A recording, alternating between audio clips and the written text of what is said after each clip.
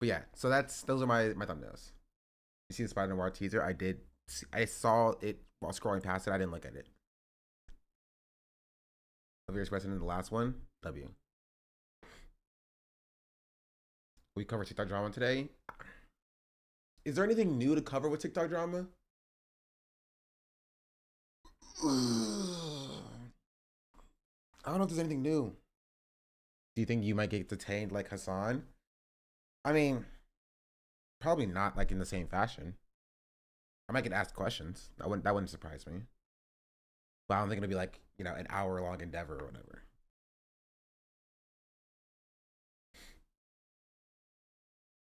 I definitely want to see that Asmon dad clip personally. What Asmon dad clip? What is that even referring to?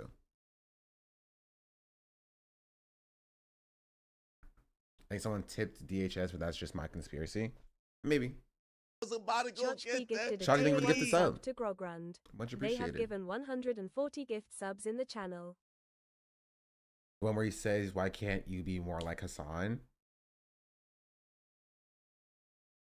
Wait, he said that to Asmongold? That's pretty funny.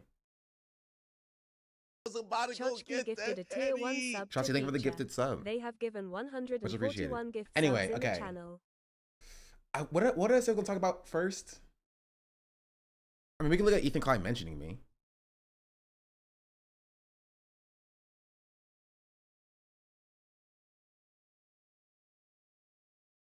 There's also an Amaranth thing. No, there was also an Amaranth thing, which we can look at too, I guess. You see H3 Reddit saying picture didn't happen to Hasan's attention. That's not surprising. New Helldivers, like, is it an update? Honestly, that's not top priority.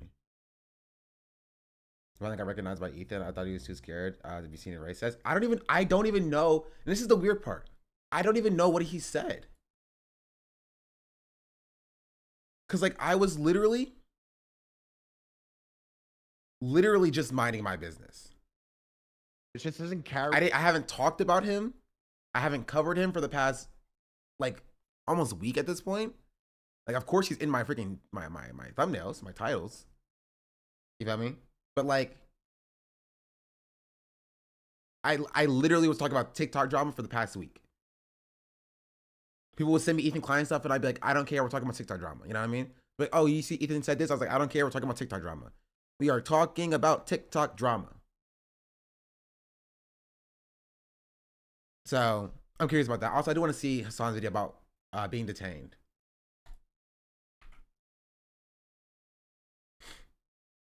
Here, let's see. Maybe he says something nice. Maybe he's like, man, the Shauna Black guy is super sick and awesome and cool and amazing. You know? Maybe that's what he says. I didn't think Frogan is like a good replacement to Trish. No disrespect to Frogan, but it just doesn't carry the same weight. Well, what about Shonda Black? I mean, that was hard hitting, as you know. Who is that? Yeah, I don't know. He was like, you brought me up, bro. You can't be like, oh, who's this Shonda Black guy? But also, what about Shonda Black? Like, you brought me up. I'm sorry, the bit's not even a bad bit about like who is this guy, but the bit doesn't work if you like bring me up unprompted. You know what I mean? The bit doesn't hit if you just bring me up unprompted, right? If somebody else brings up Shonda Black and you're just like, oh, who's that, right? That's funny. That's funny. That I appreciate that joke, right? But like the bit does not hit when you're just like, what about Shonda Black? And he's like, who's that? He's like, I don't know. I don't know why I just said that. Like, it just doesn't work. I'm sorry. It don't work. It don't work. Not that I knew or expected Ethan to have, any comedic chops in the first place.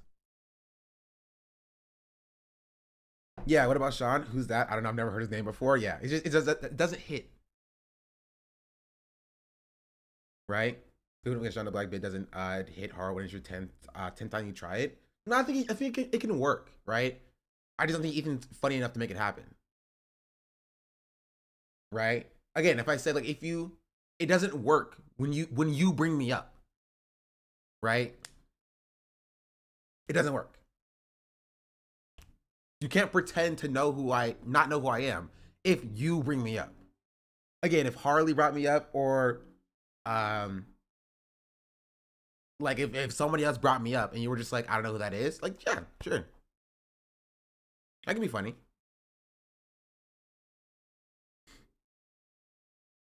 Has been relevant in 12 years.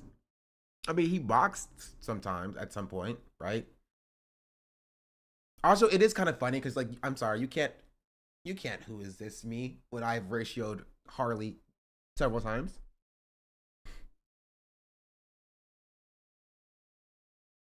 Like, I mean, you can, but like, then, you know, you're kind of dating your own relevance there.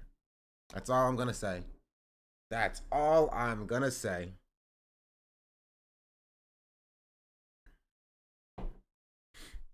People start using the N-word again since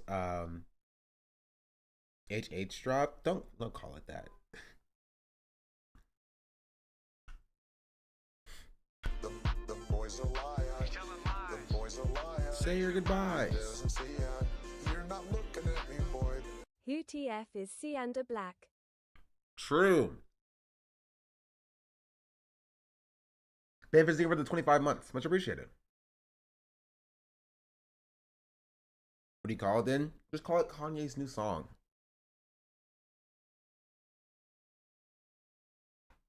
Yeah, 25 months is crazy. Because I had to think about it when you said it. And you don't want people getting confused to think you're actually just saying, you know, that. Because we all know what you're talking about. Is he there? He was one of the people in the room, I think. Oh, I know. Yeah. What are we talking about then? What are we talking about? Okay. This is actually pretty funny. About Ethan being like, what about Shauna Black? Harry's like, I don't know who that is. And Ethan was like, well, me neither. I think he was one of the people in the room, maybe. And Harley being like, yeah, I know. So which is it? Do you not know who I am, or do you know who I am? You can't play this game. You can't play this game. This bit could be so, and this is why I'm actually mad. I'm mad because they're messing up a bit that's funny. They are messing up a bit that is funny. Like, it could be so funny if they actually were comedians. You exist in both states of being known and unknown? Yeah. And honestly, I think this is better. I mean, it's as you said earlier, it's funny at the expense of Ethan. Like, it's funny to laugh at Ethan just being bad at comedy, right? But it could be a funny bit if they just like, and again, they've caught themselves in a catch-22. If they say they know who I am, the bit fails because the whole bit is that they don't know who I am, right? And so honestly, I would think it would be a lot funnier, right, from a third party's perspective, if they just don't mention me at all, right? Because that feeds even further into the bit of like, nobody knows who this guy is. He's not even relevant, right? But, you know, that would take a little bit of a couple of brain cells rubbing together. And when you share a brain cell between two people, it doesn't work. Nothing to rub against itself. Sean the Black hit hard. I said, oh my God, not him. I'm toast. It's that guy. Yeah, it was fucking nuts. But, and you know what's my favorite part? He goes, yeah, yes, I dropped this video right before the event. Yes, Ethan has one of his crew members in the event. But I expected him to act like an adult. I'm sorry. Whatever in your... He looks so bad. I'm gonna be real. He looks so bad.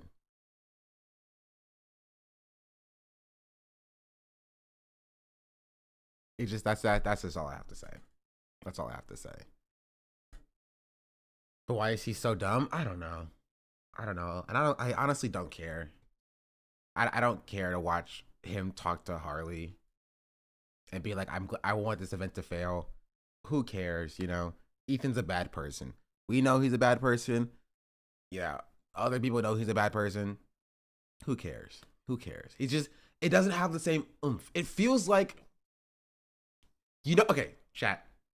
Do you know what this feels like to me? Do you know what this feels like to me?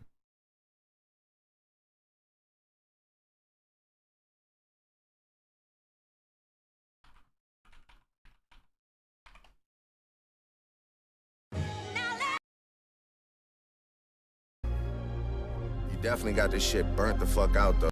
This shit was you can hit me if you need a favor. And when I say I hit your back, it's a lot safer. I promise. Yeah. I'm not gonna lie, this shit was some good exercise. Like, it's good to get out, get the pen working. You would be a worthy competitor if I was really a predator and you weren't fucking lying to every blogger and editor, but it is what it is. You definitely got this shit burnt the fuck out though. Like, you got 10 more records to drop. The one before the last one, we finessed you into telling a story that doesn't even exist. And then you go and drop the West Coast one to try and cover that up. I would like that one. That would be some shit I could dance to if you wasn't tripling down on some whole other bullshit. But, you know, at least your fans are getting some raps out of you. I'm happy I can motivate you, bring you back to the game, like, you know, but just let me know when we're getting to the facts. Everything in my shit is facts. I'm waiting on you to return the favor, like. That's what it feels like to me. You know? It feels like Ethan is kind of licking his wounds, trying to clap back. Right? Trying to clap back, but like nobody really cares. And like he still has more viewers than he had like 2 months ago before Hasan responded at all. But as the weeks go by, the viewership is going to keep dropping and dropping and dropping and dropping until he's at a lower level than he was then.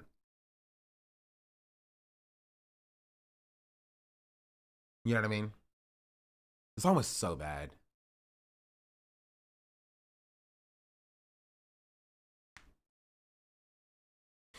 Girly Pop Nation refugees. Harrison is also on point with the obsession Ethan has over a song being compared with Drake obsessing over Kendrick. That's wild. I would play the entire song just so y'all can hear it, but YouTube would clap my VOD. But honestly, maybe it's worth it. Maybe it's worth it.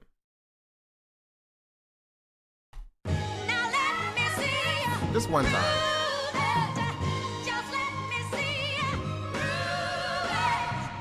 All right. The Pulitzer Prize winner is definitely spiraling. I got your fucking lines tapped, I swear that I'm dialed in. First I was a rat, so where's the proof of the trial then? Where's the paperwork of the cabinet is filed in? 1090 Jake would've took all the walls down. The streets would've had me hiding out in a small town. My Montreal connects stand up, not fall down. The ones that you getting your stories from, they all clowns. I am a war. I will say that it's pretty funny. It's pretty funny to be like, yeah, we planted that story about me having a fake daughter and you believed it. But then never revisited that. You would think that, and this is why, a year later, you would think that if Drake was telling the truth about that, he would be screaming that from the heavens.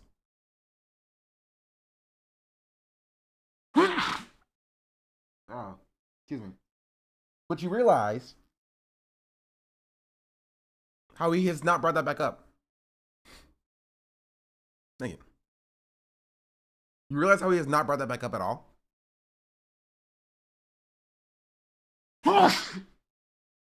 Oh, sorry, I'm allergic to BS.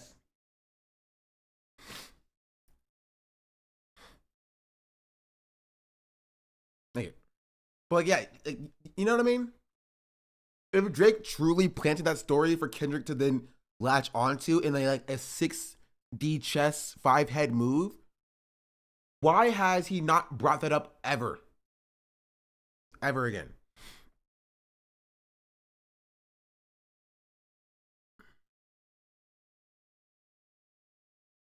He would have posted the video of them planning it. He would have posted something. It is like Skulls with Ethan.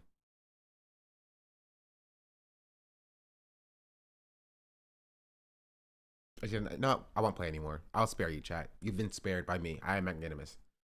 I am magnanimous. I am a war general season in preparation.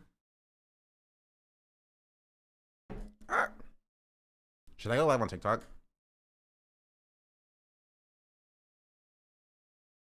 You know what? Let's do it. Why not? Maybe TikTok will bring more drama. You know what I want to do, chat? I want to play Dungeons and Dragons. I miss my my friends from high school. We had a campaign going, and I moved to LA, and then that's kind of where it stayed.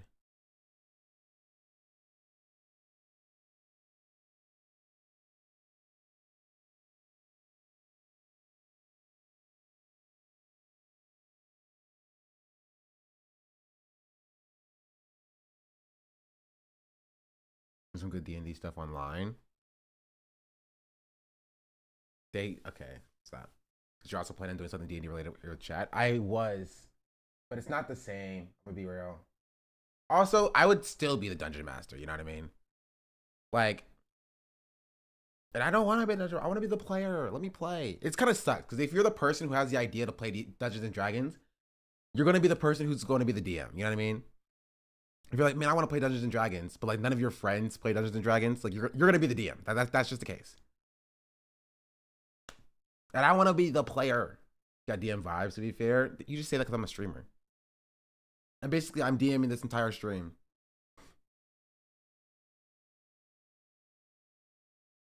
So,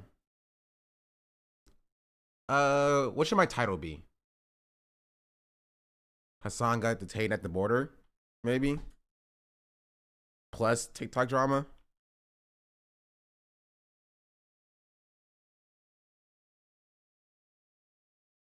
Plus freak America drama. I watch it on YouTube and Twitch. Go ahead, open up that TikTok too. Maybe with chat would be fun sometime.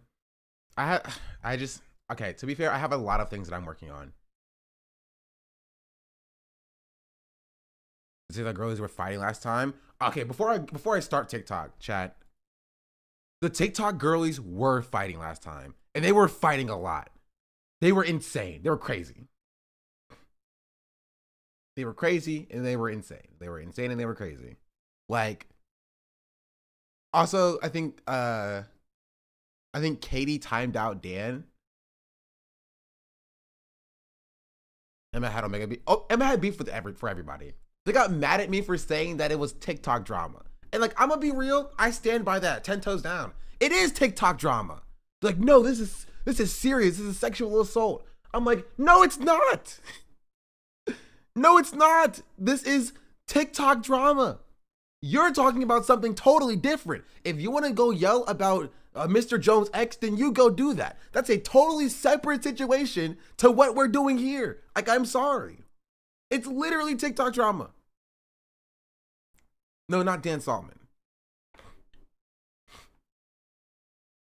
Like, geez, the freaking wheeze, bro.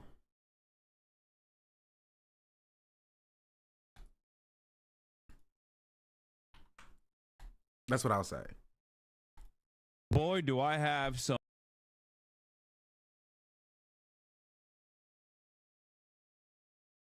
Addressing the controversy. Hello, ladies and gentlemen. Ugh.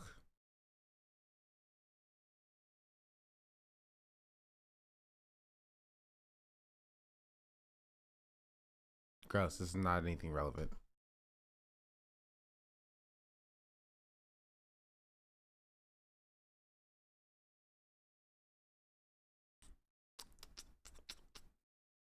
Start. Okay, TikTok should also be started.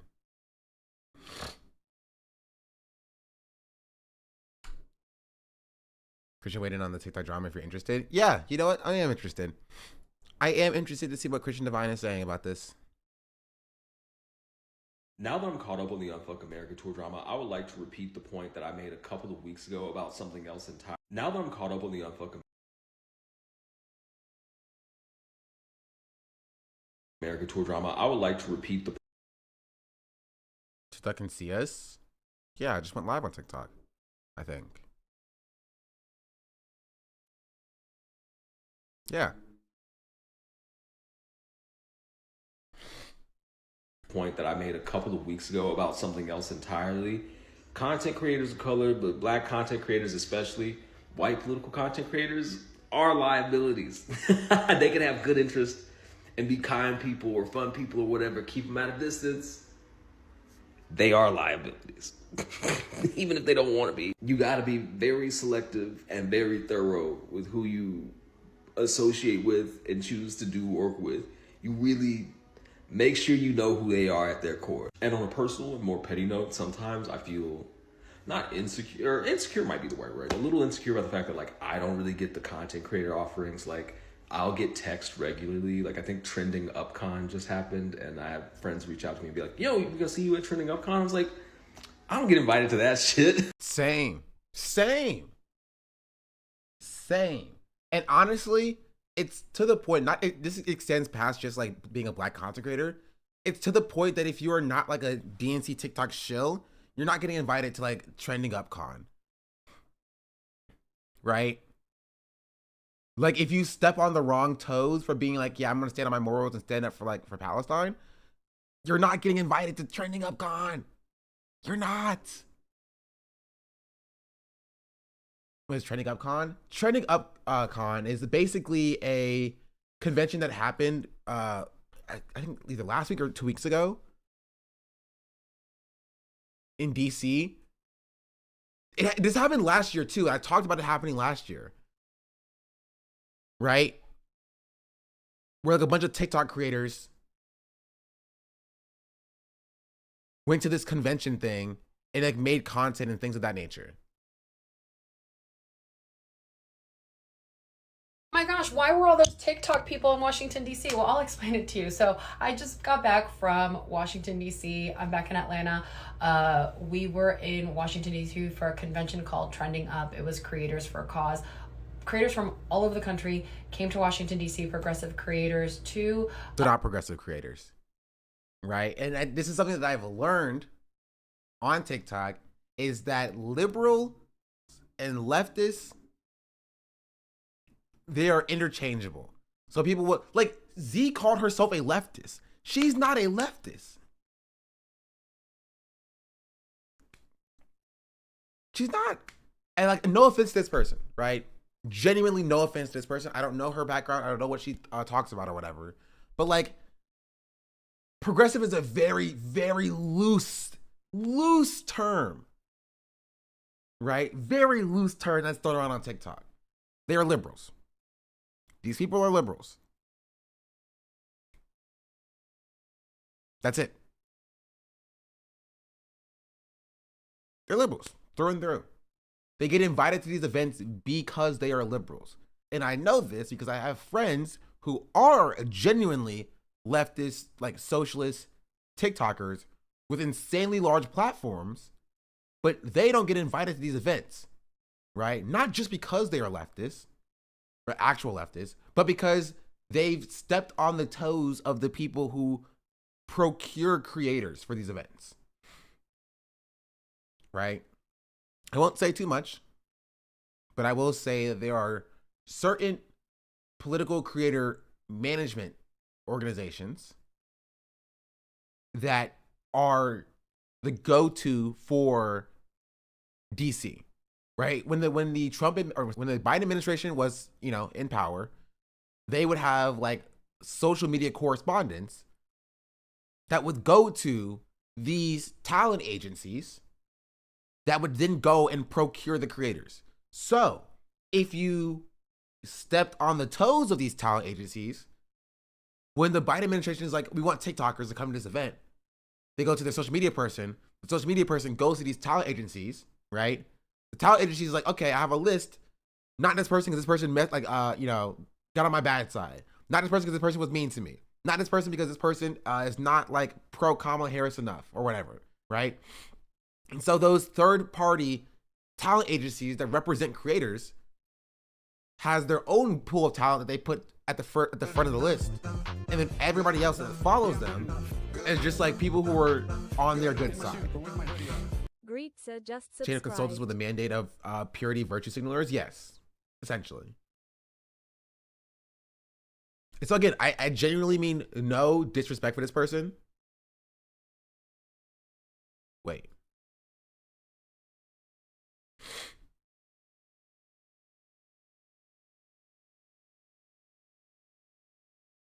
The person's name sounds familiar. Who's Aaron Parnas? I don't know if I've heard some stuff behind the scenes about this person, or if it's like if there's something else.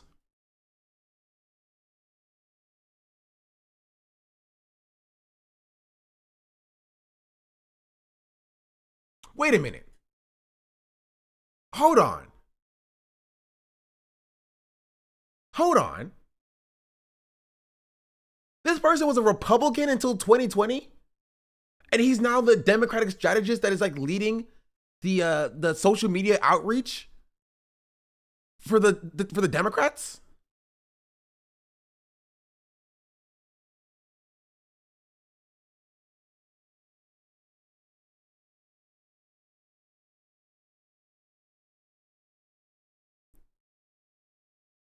Google his dad. His dad is the first thing that pops up.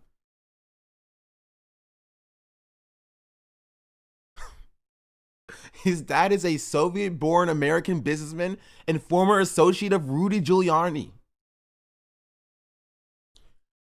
In 20, okay, hold the phone.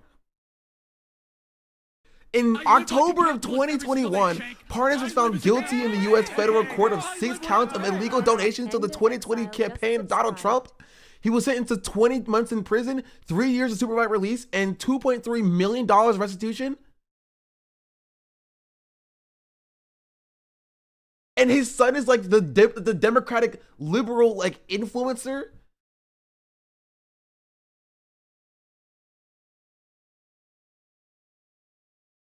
And these are the people that get invited to these events? Instead of, I don't know, the black content creators whose lived experience actually matters in this situation?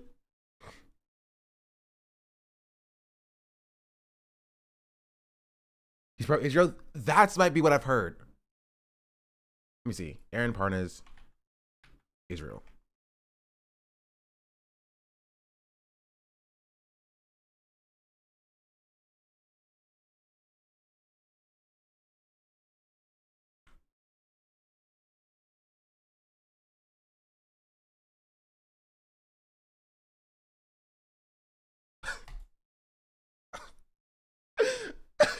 That's Isaiah Martin, bro. Bro. Okay. Okay. Chat.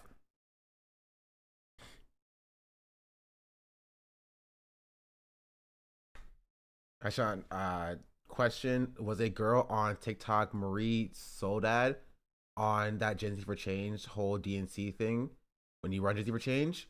Who's Maria Soledad?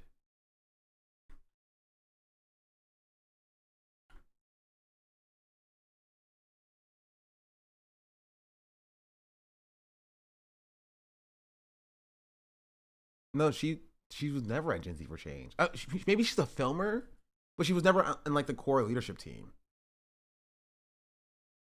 Does she claim to be at Gen Z for Change? She hates Palestinians? What are we talking about?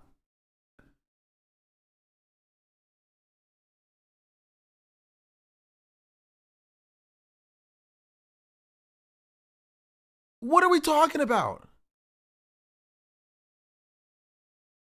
Wait. I'm going to provide the full. Someone in there saying you called black leftists dogs?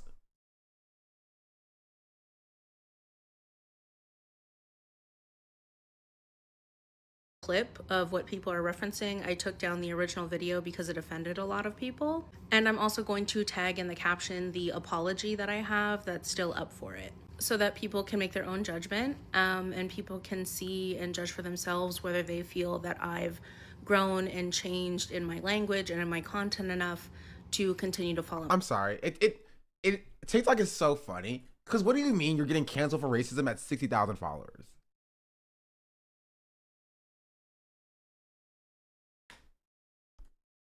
I'm gonna provide the You know what I full mean? clip, and I'm also going to tag in the caption the apology that I have that's still up Let's see. for it. Maybe she maybe she misspoke. I'm curious. I don't know anything about this person. Please inform me. So that people can make their own judgment, and people can see and judge for themselves whether they feel that I've grown and changed in my language and in my content enough to continue to follow me. If you don't feel that way, Wait. if you don't like what I have to say Okay, I'm anymore, sorry. I hate this whole, and this is why, chat. This is why I hate this whole like, oh, growth and everybody can change. You can't change within 2 weeks. I'm sorry. I don't know what she said, but imagine she said the worst thing imaginable. You can't call black leftists dogs and then grow from that within 2 weeks and be like, you can make your own conclusion if I've changed and grown or whatever. What are you talking about? What are you talking about? What is even going on, bro? What is even going on? What is this? Okay, TikTok is such an insane space. I'm learning something new literally every day. Look up Aaron Parnas. Young Democrats are pro-Israel Democrats. What? What? Oh my goodness. Oh my goodness. Oh my goodness. Oh my goodness. Oh my goodness. Oh my goodness. Wait, Joe Vogel. Oh, I hate all these people. Oh, I hate all of these people, bro. I hate every single one of these people. Just all of them suck. All of them suck. All of them suck. They all suck. They all suck. They're all bad. They're all bad. They all just. Isaiah Art, bro. I have stories to tell about Isaiah Martin. I met Isaiah Martin in like freaking where was it at? In Houston. Spill? How do I put this? Okay. You know what? I'm trying to figure out, do we finish this video off first and then go to Isaiah? Okay, we're gonna finish this video off and then we're gonna go to the Isaiah Martin story. Sean Lore incoming? A little bit. more, completely understand, totally fine. I was telling leftists of color that weren't in solidarity because there are some, and they are getting dogpiled on mercilessly. Like me, I am one of them. The other leftists of color who are not. Oh my goodness, I'm so sorry. Can we just burn the term people of color just in general? Just in general. What do we mean leftists of color? Like, be specific of who you're talking about. Be specific. Like, people of color is not like a monolithic force. There can be overlap in communities, but what black people advocate for is different than like what, the Asian community advocates for, and it's different than the how can I donate to what, like just in general to me. You can subscribe for free on Twitch with Twitch Prime. Doesn't cost you any money, and Twitch gives me some of that money. That's fine.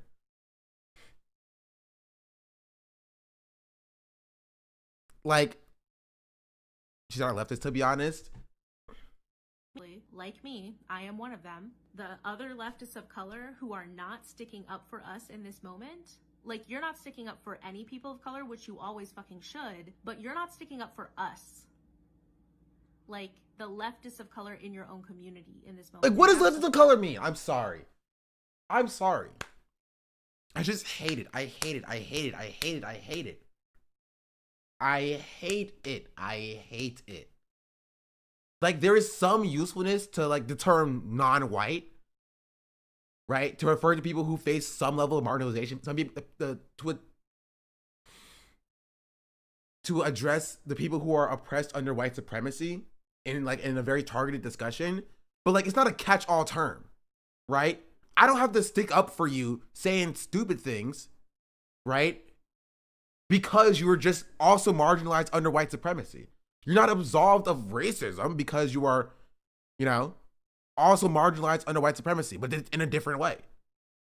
But again, I still don't know what she's talking about. So like, let's see. The fucking problem here. So Madeline gave you. Oh, she's talking about Madeline Pendleton. Okay. Madeline Pendleton stays in drama. Just 100% stays in drama. Okay, what is her beef with Madeline Pendleton? Now I'm curious. Little pet on the head, and it is your job to fucking bite that hand. I can't bite it for you. I bark so she doesn't want to pet me, you know? That's what you need to do around racists. And if they try to pet you, you bite. Okay, so Madeline Pendleton is a racist. Okay, what does she do? I'm curious. All right. Unless you want to be their dog. That's it. That's it. I'm going to provide the full clip of what people are referencing. Okay. That does not feel like the full clip to me, because I still don't know what Madeline Pendleton said. I still don't know, because this person is saying that she's talking about black leftists, but she's saying like leftists of color. So is she referring to black leftists? I'm so confused. I'm so confused. What is this? The Unfuck America tour is officially coming back. Not with Dean or Parker or any of those other traitors to Z. I mean, traitors to progress. But don't worry, your actual favorites from the tour are still with us. Hear me out on this. Resistor Vic and Corey, aka CFH Unfiltered. Bro, who are these people? They're back. Who are these people, dog? Who are these people? And ready to continue the fight against fascism. They're not distracted by pesky infighting because they don't care that Z was racist. They don't even believe she was. That's just cancel culture nonsense.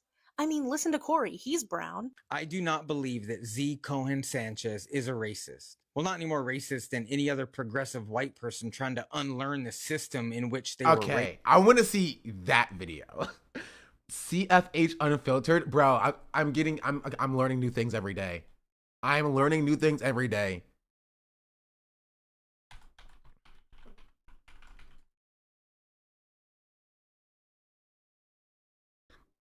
The rabbit hole grows. I'm making this video at risk of getting severely canceled, but I built my entire platform on standing up. Severely canceled? What are we talking about? What are we talking about, bro? What are we talking about? I'm making this video at the risk of being severely canceled. What are we talking about, bro? What are we talking about? What are we talking about? What is happening, bro? I finally got you live. Is this Alina? Is this the I hate Dan Alina or the Dan hates Alina?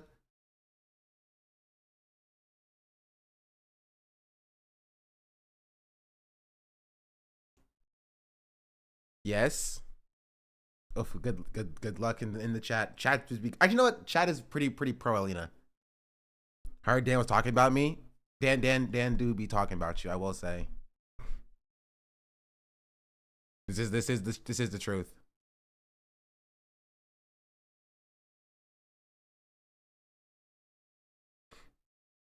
Hey, people who pretend that they're gonna say some extremely dangerous stuff and then gonna get canceled. Some of you guys are not a fan of you someone you like, yeah.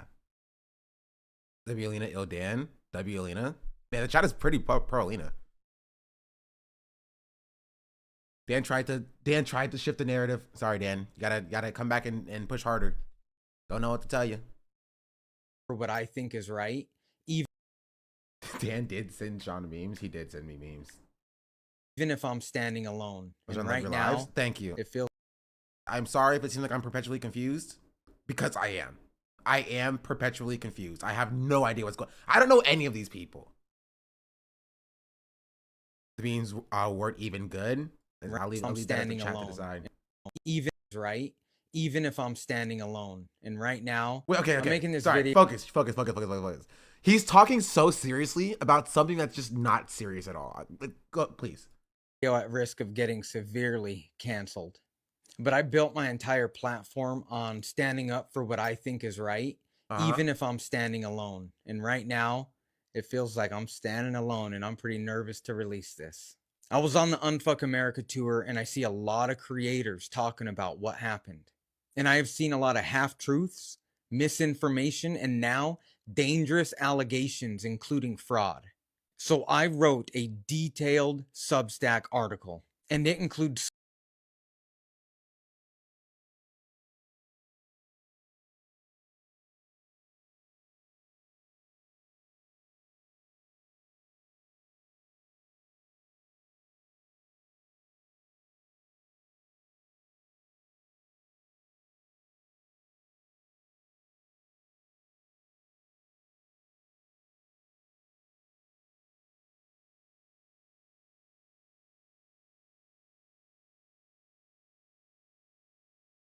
Bro, if this is our left, if this is the greater left, we are losing.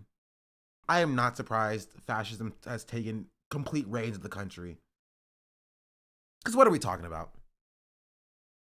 He's not even the one being accused of fraud. He wrote a Substack article to address Z being accused of fraud? What are we talking about here? I'm so okay. Let's just hear him out, please. Please. Screenshots of our private group conversation. And if you're a critical, and it includes screenshots. So I wrote a detailed ex-conservative Substack article. No, he's not. No, he's not. Please tell me you're lying.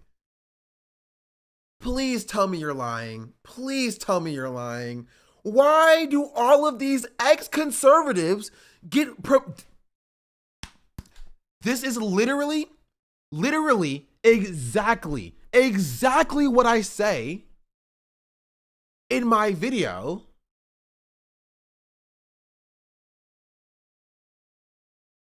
Why Hasan should not platform Dean Withers. Exactly what I say in this video. Why are we highlighting and promoting former conservatives to speak on behalf of the leftist movement? It doesn't make any sense to me. It makes no sense. Why are we not letting black people speak about their lived experience? Why are we not letting marginalized people speak about their lived experience? Why are we elevating formerly racist white people to be our spokespeople of the progressive left? Maybe that's some of the issues that we see. Maybe that causes some of the problems that we see. Is you have somebody who was formerly racist 2 years ago, voted for Donald Trump 2 years ago, or I forget, like 4 years ago, is now elevated to the most prominent position and the gatekeeper on the left. What are we talking about? And then people are confused of why marginalized people are mad about the makeup of the tour. When you look at, if I would be mad too. If I was a black person trying to grow a political following to talk about my lived experience, which technically I am, but on TikTok, right? And I looked out on the tour and I saw a bunch of freaking formerly racist Republicans turned progressive, I'd be pissed too. I'd be mad. I would also be mad. I understand why people are mad at these people. Literally, you can fall into an audience of like 300,000, right? By being a former conservative. Oh, I used to be a conservative. Now I know that black people deserve human rights. Yes. Oh, So beautiful. So beautiful. Guys, throw him money. Throw him money. Yes, please. So brave. Guys, I've stopped saying the N-word. Yes. Oh, I love that. I love that. Well, it's so beautiful. That's our progressives. That's our progressives. More money for him. And you have black people who struggle to get any opportunities. Any opportunities.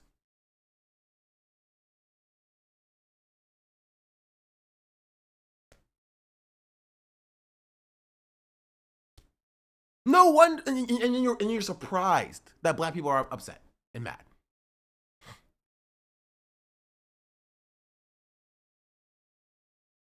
What do I get for not having been a racist and now acting like I'm not anymore? Honestly, you get nothing. Legitimately. And this is my point, is that you get promoted, actually. On the merits of being a racist, you get promoted on the left. Because you've grown. Because on the left, we don't highlight people, or we don't support people, or we don't promote people by proxy of just holding correct positions, right? We promote people based upon growth. So if you are a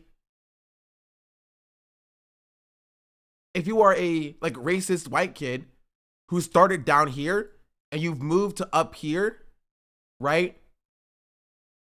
1 million followers. But if you're not even like if you're a black person, but if you're a non-racist white person, if you were started right here and you move to right here in your politics, you get nothing. Right? Because they're like, oh, do you see this guy? This person grew this much. This person had this much growth. And you only had this much growth. Therefore, this person must be better. This person must be better. Like,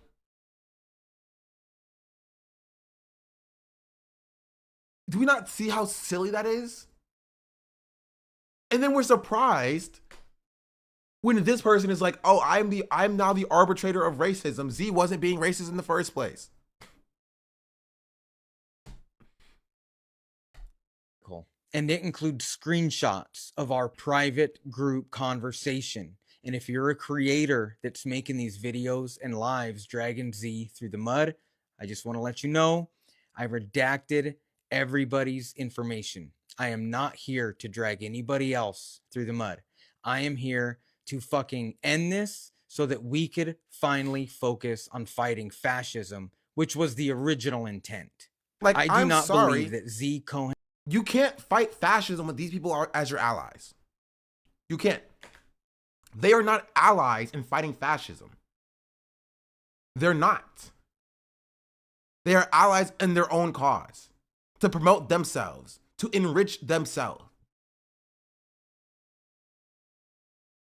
That's it. They don't want to fight fascism. They want the veneer of fighting fascism to enrich and promote their own personal brands. You cannot fight fascism without an intersectional approach. You cannot fight fascism by throwing black women under the bus.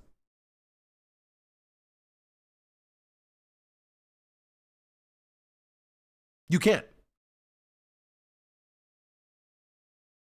Wait. Wait.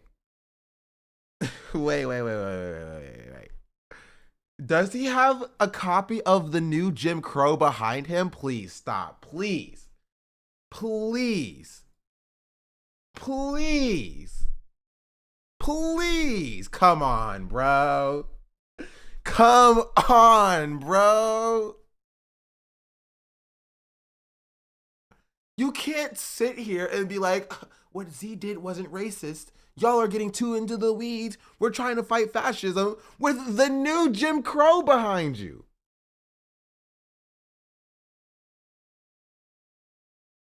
Honestly, I don't even think he read it. I'm gonna be real. I don't even think he read the book. He didn't read it.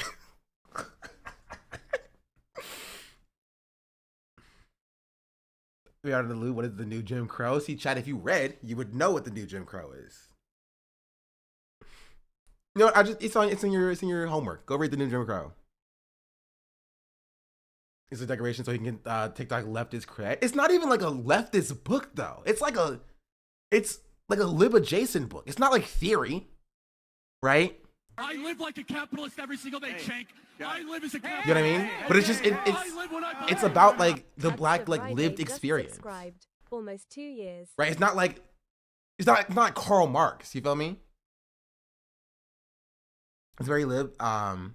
It's just studies and stuff. Yeah. So it's literally baby's first anti-racist book, right?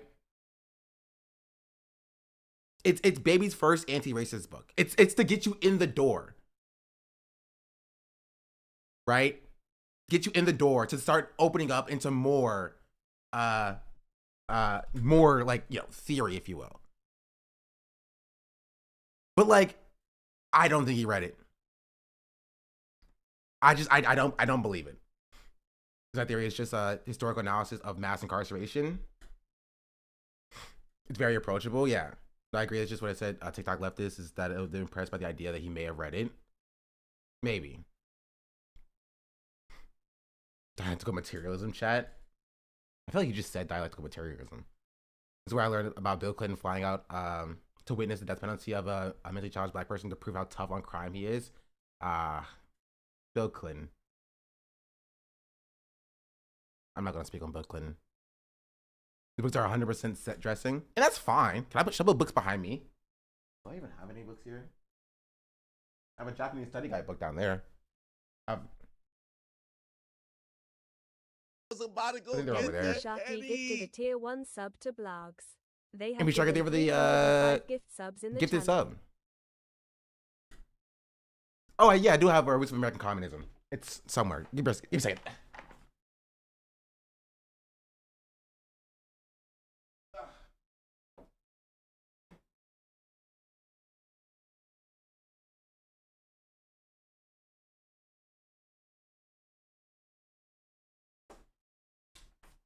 I had more books at my parents' house. The Roots of American Communism by Theodore Draper. I also had writings of Huey P. Newton. Somewhere, I just don't know where it is. What's the white book that just says women? I don't know. I don't know that book. This book is just very recognizable.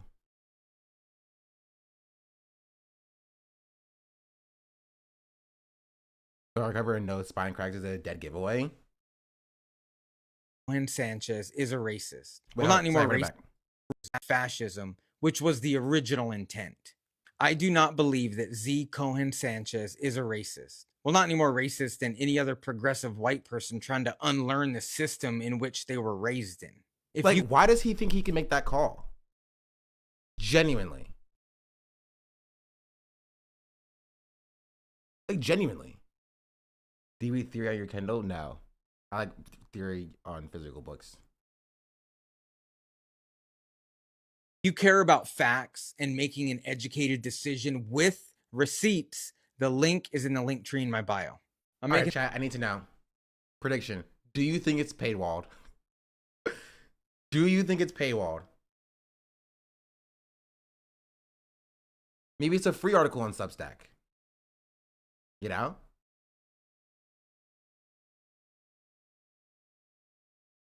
Wait, see, no, there's a free article.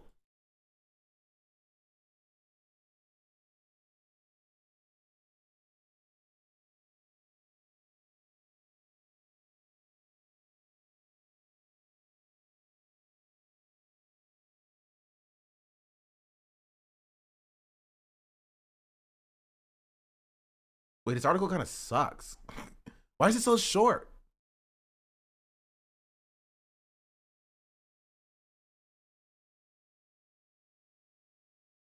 This is supposed to be the end all be all?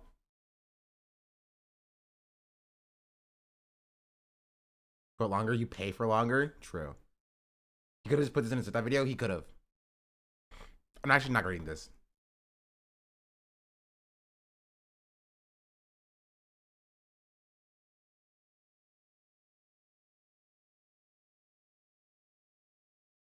I'm curious about this. Pass. Pass. Pass. Smash. Pass. Pass.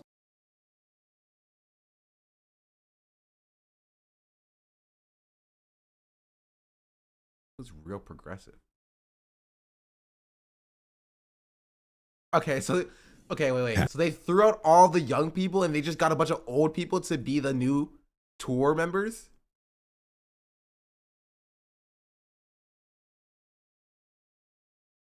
Sure. Sure. Okay. All right. Pass. All right. Okay. So they lost all the young people with the large followings, and now they have the middle-aged people who have the smaller followings to be on the new part of the tour. Do they think that this is gonna work? Do they think that this is going to work? Like having a bunch of old, 40-somethings, right? Old and crazy, but okay. Not to put you on blast, right? Old as in like TikTok terms, right? They're going to college campuses. Do they think that this person is a good person to speak at college campuses?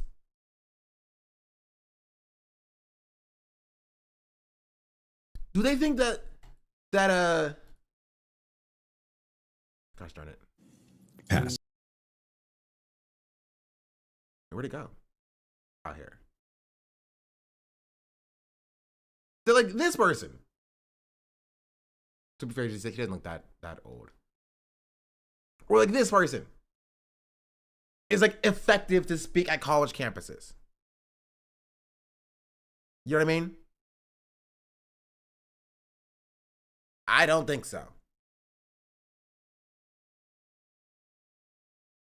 Personally, I don't think so. And we'll finish Marie's video. Reason. Wait, so to prove Z wasn't racist, Corey admitted Z was racist? That doesn't make any sense.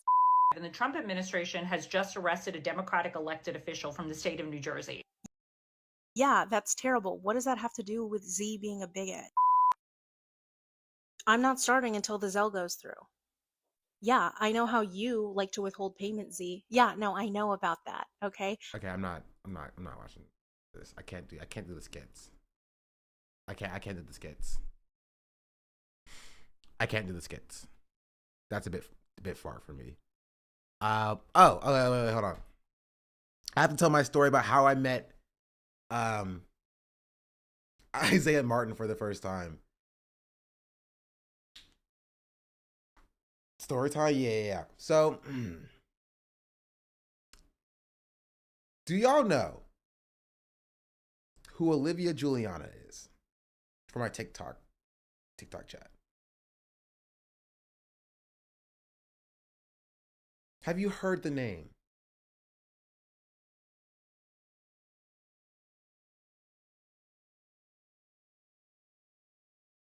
I don't. Yes, you do. I know Twitch chat. I've talked about this before. Yes, Texas. Yeah, that's Trump's lawyer. No, that's Rudy Giuliani. I know the confusion. Had her blocked for months. Yeah. So I used to work with Olivia Giuliana. Let me have the TikTok video that let me see.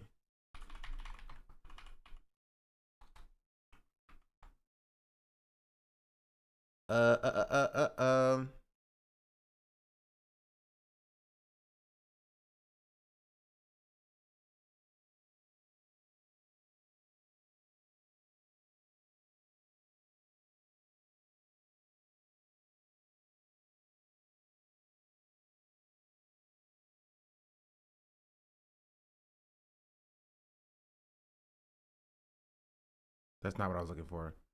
Where's the freaking video at? Maybe she deleted the video. That would be kind of funny.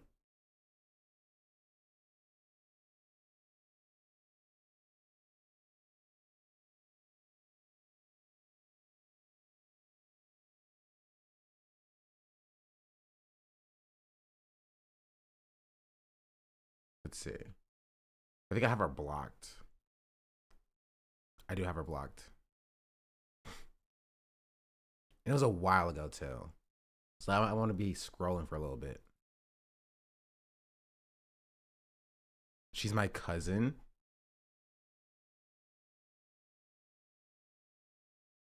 Scroll. We're scrolling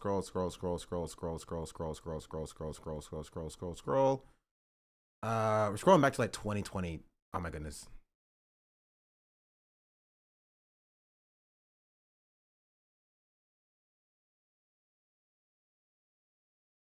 It's pretty telling that the first two people on the American tour you pull up are both defending themselves or caping for someone else's racism. That, yeah, that is pretty funny.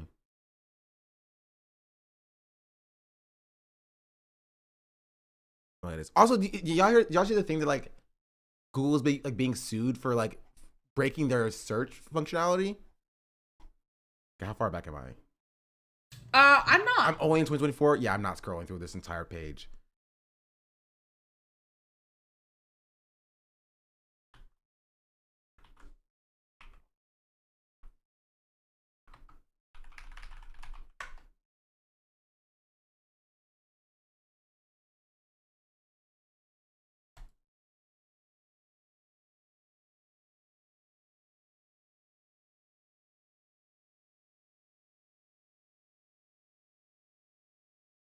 Honestly, she may have deleted the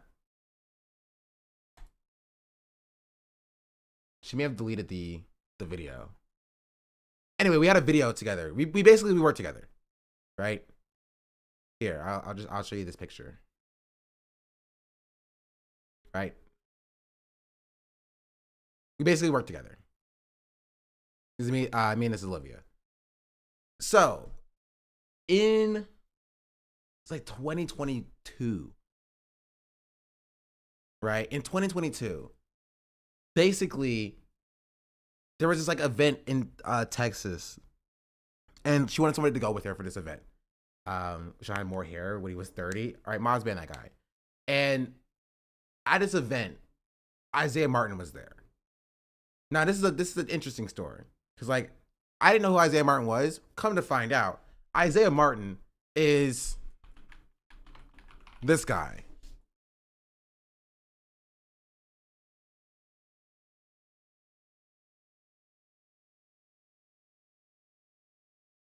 Where's he at? Where's his campaign video? Hey, Gen Z, are you ready to show these old white men and... So take the word democracy for granted. Bro, where? Okay. Wait, is he still running, by the way? I'm curious. No, he lost, right? Or he dropped out. I don't remember.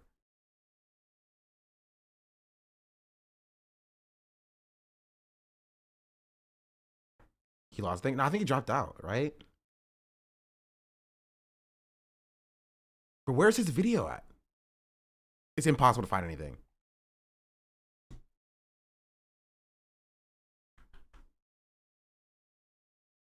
Let me check Twitter.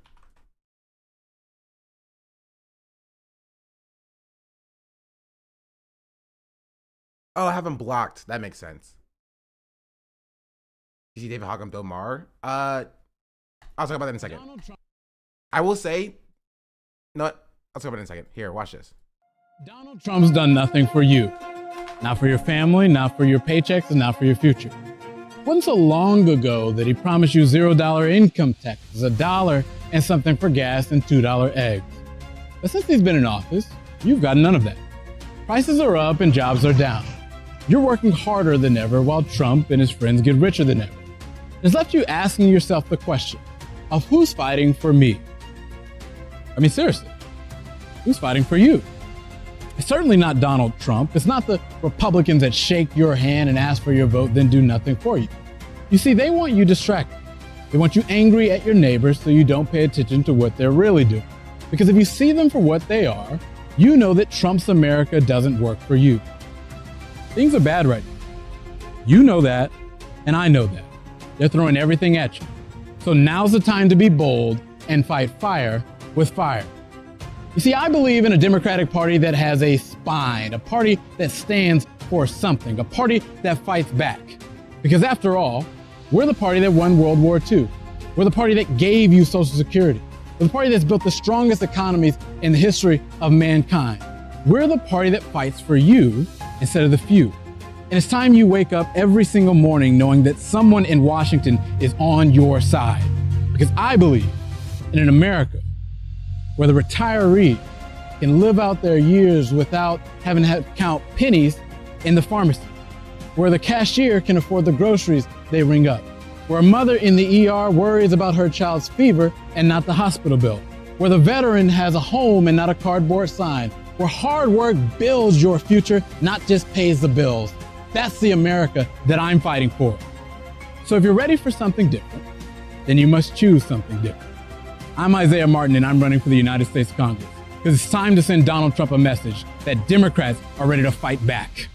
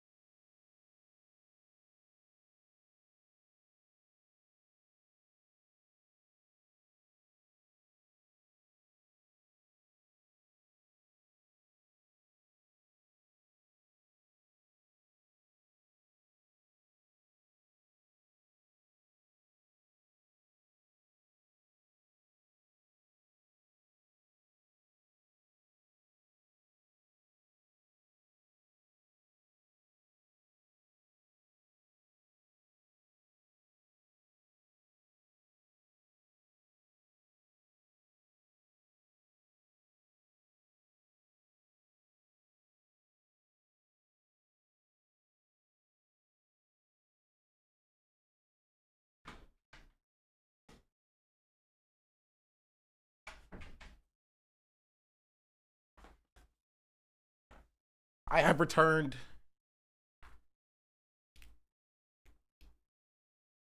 I'm back. Anyway, wait, hello, Tess? Tess, okay, sorry, my thing came out. You're right, by the way, he did withdraw because he thought the Democrats was going to retire, and they didn't, so he just gave up. That's so funny. Yeah, Isaiah Martin sucks. The thumbnail is great. Thank you. I tried my best. And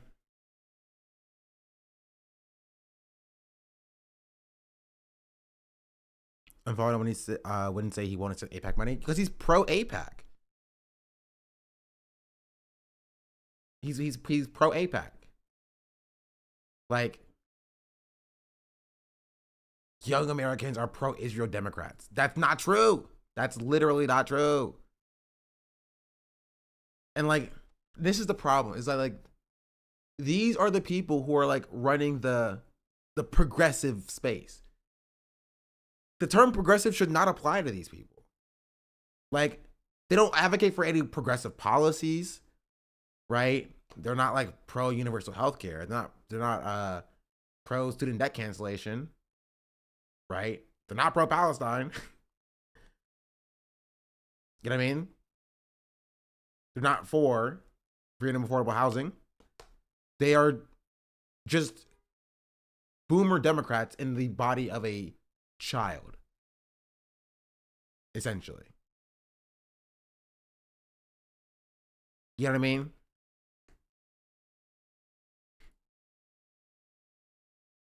Anyway, sorry, we got distracted. We were on this Christian Divine video. Or insecure might be the word, right? A little insecure about the fact that like I don't really get the content creator offerings. Like, I'll get text regularly. Like, I think Trending UpCon just happened, and I have friends reach out to me and be like, "Yo, we're gonna see you at Trending UpCon." I was like, I don't get invited to that shit. Same. Like, organizations are never giving me big brand deals and never inviting me to like the cool hip conventions where all the content creators. I'm not at VidCon. I'm never at these things, right? But even though I don't be making the money like that, shit, it feels good to be problem free. Like, I cannot stress that enough. True. So I have to comment. Not me, I'm the moral North Star. Son, get off TikTok. What are you doing there? What are you doing? I'll wait with you. This is MySpace. MySpace, you get it? Learn about ways to be better advocates, better creators, Left is a car like you, Sean. Mod's being that guy. better community members, and also to learn about causes in a nutshell. And also was to build community and not, because we're all on our phone, right? And we're not really connecting in real life often. So, but it was my first time meeting so many people, and everyone was like, my top 8. Just is that a MySpace thing? I'm too young for MySpace. as awesome, if not better, than their online presence is. And I remember I like looked around at a dinner and I was like, every single person at this table is somebody that I've seen their work and I respect them so much, and I just feel like what work?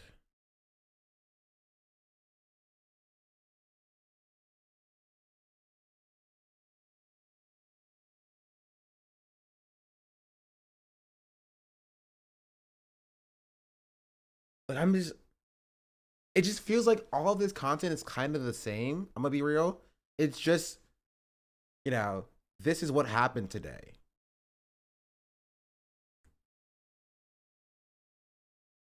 And maybe it's just me. I just don't feel like this is the most productive use of like the content creation space. I think this is less valuable than like the debate content, honestly. Right? Because at least the debate content is a conversation trying to like unlearn and walk back like right-wing rhetoric. This is just like, oh, this is what's happening. This is equivalent to posting your lunch on Instagram. Exactly. It's like the lowest effort content. So like about meeting Isaiah, I wouldn't pay attention. Long story short, Isaiah is kind of a loser. That's really it. He's self-centered. He's only cares about himself and his own political brand, as we all understand and we know. And he didn't give me the time of day because he thought that I wasn't worth it or relevant enough. Because he was there to accept an award, and I was just there as like the lackey, essentially. Right. Because at this point, it was like Olivia was like in like going viral for like having Matt Gaetz be mean to her or whatever. And so she was going viral because of that. And so everybody was talking about that, and I was just like I was basically like a handbag, right? I was the eye candy.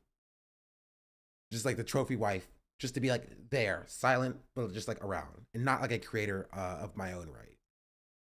And so I felt like that was disrespectful. I didn't really appreciate that. And that's how I was treated including by Isaiah Martin. But, you know, at least I'm not being sued for breach of contract, which you will notice is a common theme with these people.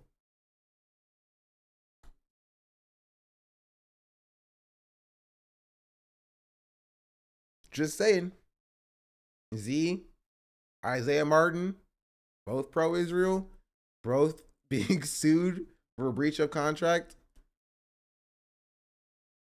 That's all I'm gonna say. All I'm gonna say. Anyway, I'm actually more curious about the trending upcon if there's more stuff about it.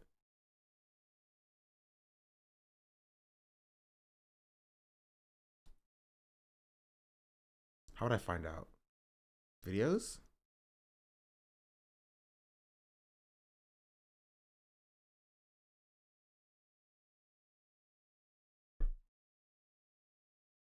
Fly with me to DC as I attend the Trending Up content. Yeah, this was last year. Chat, we talked about this last year. You remember?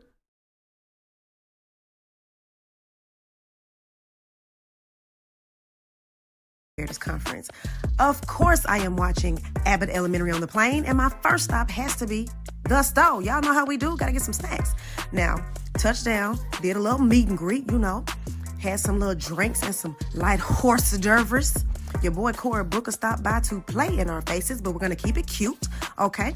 Fast forward to the next day where we had some dope speakers come and hang out. That is the youngest United States representative, Maxwell Frost, came from Florida. Your boy Lieutenant Governor Antonio Delgado stopped by. We also had some breakout sessions where my girl, the luncheon lawyer, was eating the girlies up on the panel. Hey, sis. Then they took us to this massive hotel to get our party on. Okay, baby, Khalil was turned. I love that for him. Love you, Khalil. The purpose of this conference was to bring creators from all around the country together to leverage their platforms in the interest of social good. While I was able to meet and connect with new creators, I also had the pleasure of connecting with some old friends that I saw at a few events. I also was able to see one of my favorite cousins, and baby, 10 out of 10, DC don't owe me a thing. Like, I will say there's a reason why the more expressly left-wing political people are not invited to the same extent. Khalil's cool though. I like Khalil. Khalil's my mutual. But when it comes to like people who talk about, you know, the Democratic Party should be able to do more, or how they're pro-genocide, they're not invited. They're just not. It's Khalil. Khalil Green. I think his name's Khalil Green.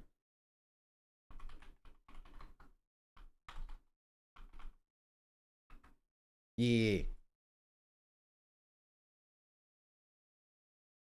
Wait, maybe he unfollowed me. Because it doesn't say we're mutuals anymore.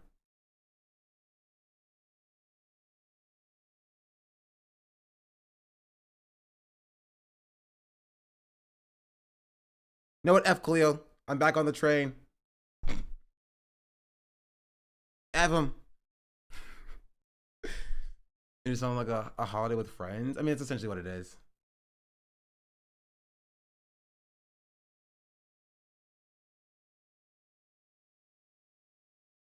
That's crazy. We were mutuals. I don't know what happened there. To be fair, no, I'll say it. To be fair, I don't post on TikTok enough. So maybe he just unfollowed people who didn't post. And I don't post. So that's fair. Is he a lib? He's chill. He's chill. I think most of these people are liberals. Unless expressly decided otherwise, you know? You like your analysis of the Flash? Maybe. Anyway.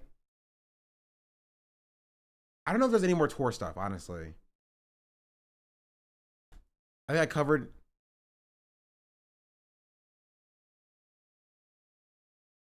Wait, TikTok killed my live. Why'd they do that? Did I get banned?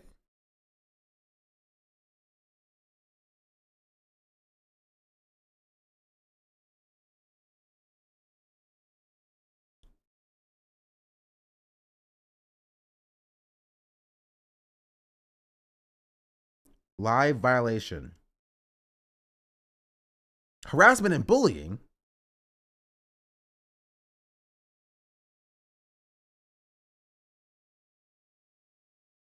I'm banned until tomorrow? We welcome the respectful expression of different viewpoints, but not toxic or trolling.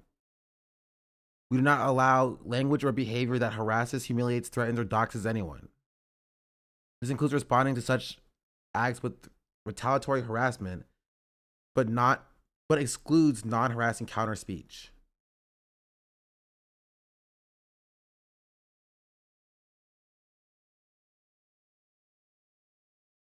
No, I don't agree with this decision.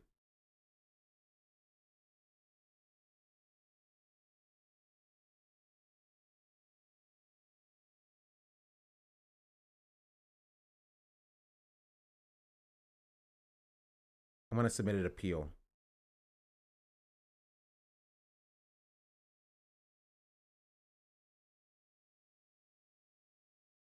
Well, so I started complaining about you. I didn't even say anything. Because you said, I said F Cleo, number one. And two, I was not even being serious. Jeez Louise. Can't stand TikTok. Well, now we can move on from this. At least. We're going to see Hasan get detained by Customs and Border Patrol.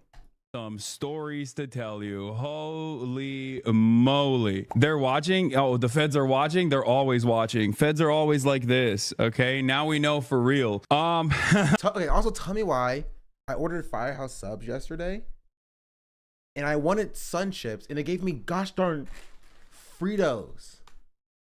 I hate Fritos. They're disgusting.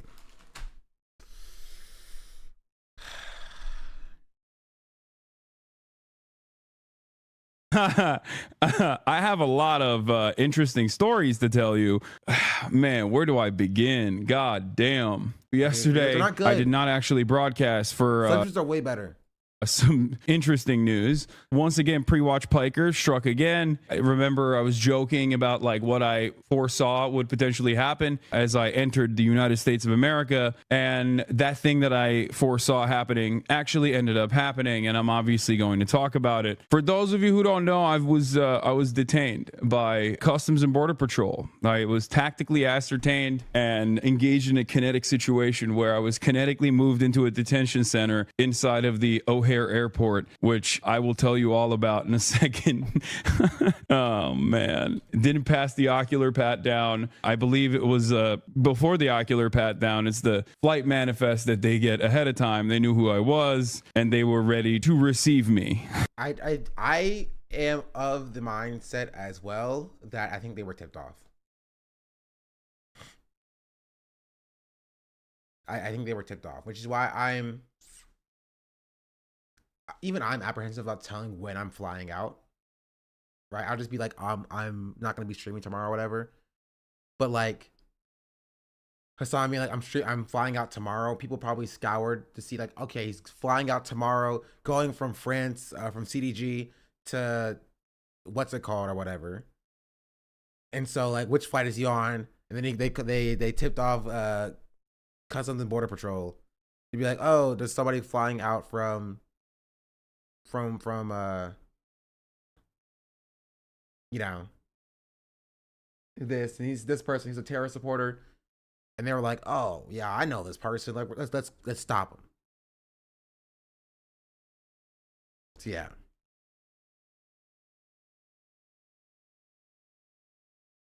I mean, they had the flight logs ahead of time, so of course they knew. No, it's a bit different, right?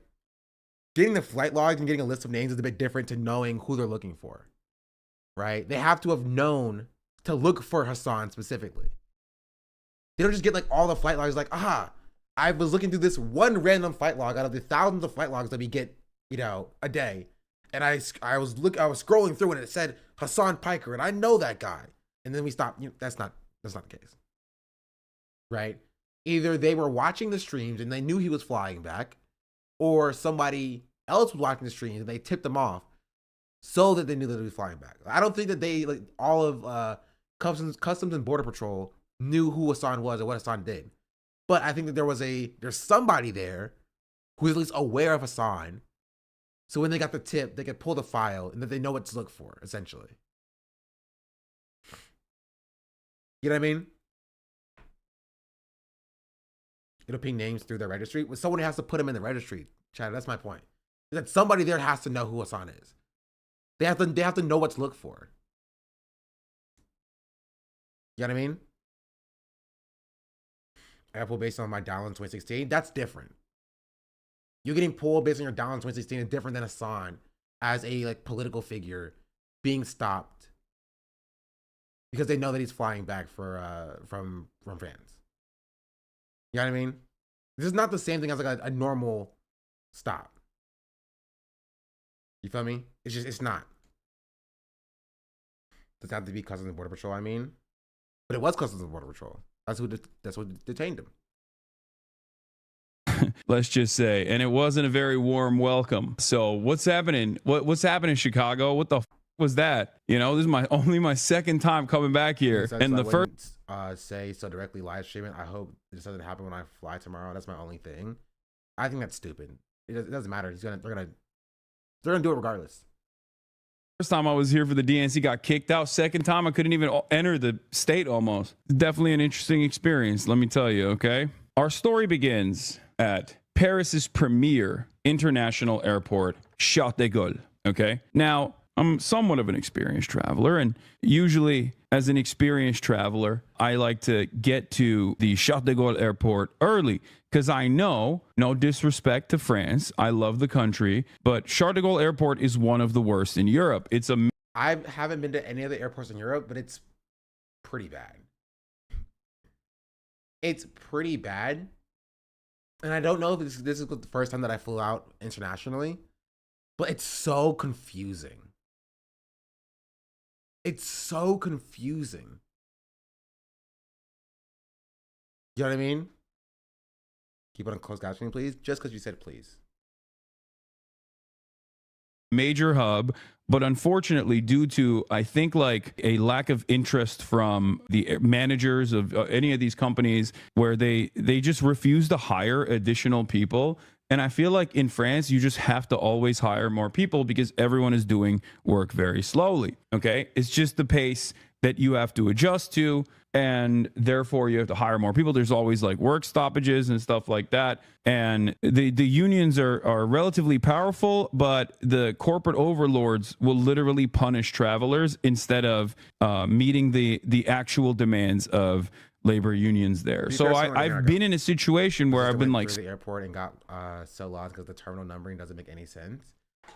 Yeah, it's just, I will say it's not insanely bad, but it's, to be fair, it's better than some American airports, but like it's also not like, it's worse than the best American airports, but not as bad as the worst American airports, you know? I don't know how it compares to other countries because I just haven't traveled internationally outside of going to France. Is it worse than LAX? I've heard horrors. In certain ways, yes. It's worse than LAX. Right? Because I can't speak the freaking language. LAX is like, there's too many people. But at the very least, once you get out of LAX and you get on the bus to go to the Uber's place, you can get an Uber and go home, right? It's that simple. At CDG, there is no home. You know what I mean? Home is not there's airports. There's hotels. And like landing down, number one, you got no service, right? Speaking of my experience, we had no service. Because, like, we had to, like, call to activate the international end of our, like, of our carrier. But, like, how are we supposed to call with no service? Doesn't make any sense. And they didn't tell us this, right? Thankfully, I bought a secondary SIM card, right, in the airport that I was able to pop in and use that to call the hotel. Because we have to call the hotel to get the hotel shuttle to come pick us up. Because hotel shuttles don't run, right? They don't run consistently. In America, they do, right? They'll say every 30 minutes or so, there'll be a shuttle that then comes to take you somewhere else, whether it's to like the hotel specifically, or whether it's to like a different place where the hotel shuttles pick you up. But you don't have to worry about that. In France, you have to call to be like, yo, we're here. Right? But like, keep in mind, you don't speak French. You're like, they're like, oh, bonjour. You're like, hello, I'm an American. This is my name, and we're sitting here at the airport. And they're like, and they talk to you like in full French. They're like, oh, sorry, our American person isn't in right now. They're in the bathroom, so you got me. You're like, okay, sick, awesome, amazing, awesome, cool. So we're struggling talking to this French person when it's not their fault. We're in freaking France. You know what I mean? It's not their fault. They can't understand us. We can't understand them. Until the American person comes back from the bathroom, gets on the phone, and is like, yo, we need a shuttle. They're like, oh, so sorry. Shuttles don't run for another 45 minutes, right? Our shuttle guy isn't in yet. You know, he's in the bathroom or whatever. I'm just like, okay. So now we're sitting there. It's freaking cold. It's freezing. Right? It's freezing. And we're sitting here waiting for like it's to hit like 8:15 so that the shuttle comes and picks us up. And that's if you can figure out where to go to find the shuttle anyway, because none of it makes any sense. I just don't like traveling when I can't speak the language. Stuck in France and stuff. Like I had to do crazy maneuvering to get out.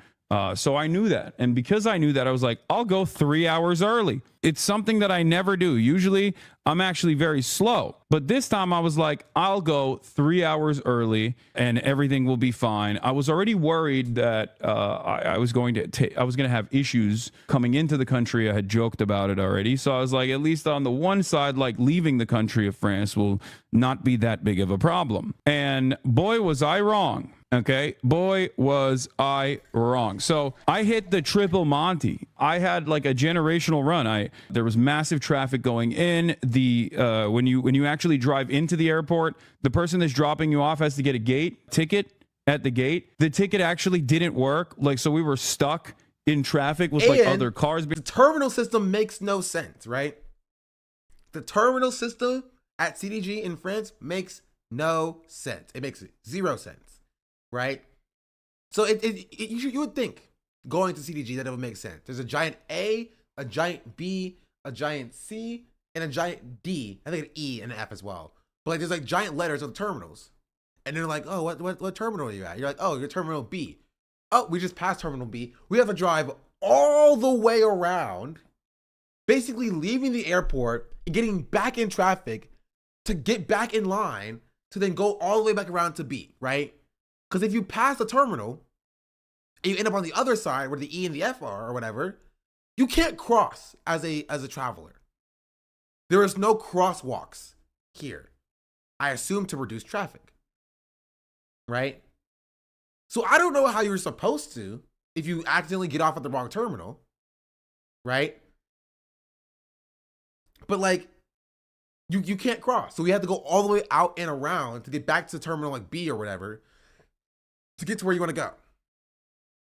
Behind us, like my driver had to get out and be like and wave people away from the gate so that we could actually get to a gate that worked, all this stuff, right? And I'm like, oh brother, here we go. I mean, I'm flying business, so like I have sky priority, so I'm thinking like, oh, at least I'll be able to get my luggage in on time. Barely made it to the check-in. Okay, there was already issues with the check-in. Once I got through the check-in, I got hit at every single step. There's an automatic passport processor where you just kind of step into this room and then boop, doors open, you walk in, right? Yeah. I wait in line. There's only one. None of the machines are working. Finally, I get to the machine that is working and the machine stops working. It just won't take my passport. It won't take my passport. I was like, oh, here we go. So I had to go to an actual officer to let me through so I could get in. Then I got stuck behind classic old lady, okay? Old lady with a lot of bags, with a lot of fluids. So then like she's taking her fluids out and then like doing all this stuff at the security gate. I'm stuck behind this person. I already took out all my electronics and stuff. But of course, lo and behold, boom, I get stopped at security after this old lady as well. The old lady with the bags of fluids, classic, she obviously was stopped, okay? She had to get GSR swabbed, all this. And then of course, I also got stopped. Had to get GSR swabbed, all of this because I have electronics on me, and you know I stopped there. And I think he's still talking about it in France because I also got stopped in France. I think they swabbed my hands. They swab every American that comes through. They're like, this American must be untoward. Generational 3-hour run at Charles de Gaulle. And then afterwards, I get into the flight and I'm like, all right, finally. The flight was actually fantastic. I slept the entire time. I slept like a goddamn baby. Slept the entire time. Didn't even eat. Colors, don't you mean? Eat on the flight, which is crazy. There's never been a moment where I've, it was like what? An 8 hour. Often. I don't get swabbed in America, actually. Not that often. 9-hour flight and I didn't even eat. I slept the entire time on the flight. Finally get into the United States of America. And you had an 8-hour flight? My flight from France to freaking Philadelphia was 11 hours. How was his flight 8 hours? A moment where I've, it was like what? An 8-hour to 9-hour flight and I didn't even eat. I slept the entire time on the flight. Finally get. Also not eating, a shame. Food's not bad. If you fly internationally, I don't know what they feed you in the poor people section back there. That was a joke. I'm joking.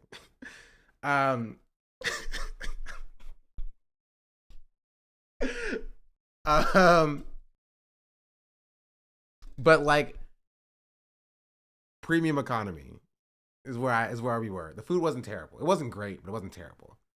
Right? It was edible. I don't know what they feed you in like actual economy. I remember Charles de Gaulle once in my life, and I hate the airport so much. Leia, it's so terrible. I almost been a flight 0 to 10. Do not recommend. True. This is going on TikTok. Some flights don't even give you any food unless you pay. Oh, for like 11-hour flights?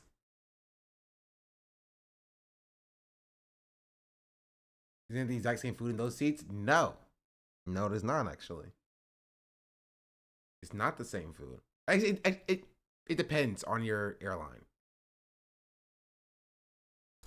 It depends on your airline.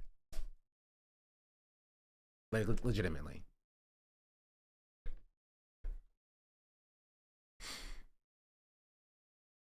Came from TikTok since they killed your live. Yeah, they said I was doing bullying and harassment.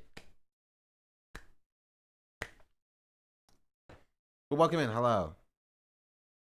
They just don't want to see me win. They don't want to see me winning. They just want to see me in a penitentiary. Your low-cost carriers like Zip Air, my friend for Japan without a single meal, which is why I bring my own food regardless.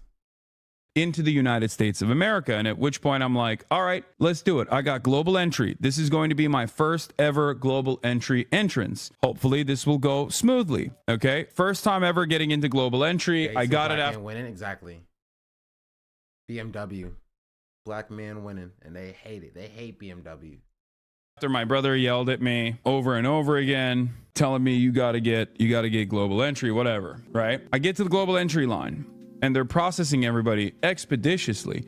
You walk up, boom, immediately they take your photo of your face and you walk in and there's a customs person there, cop there, just basically waves you, okay?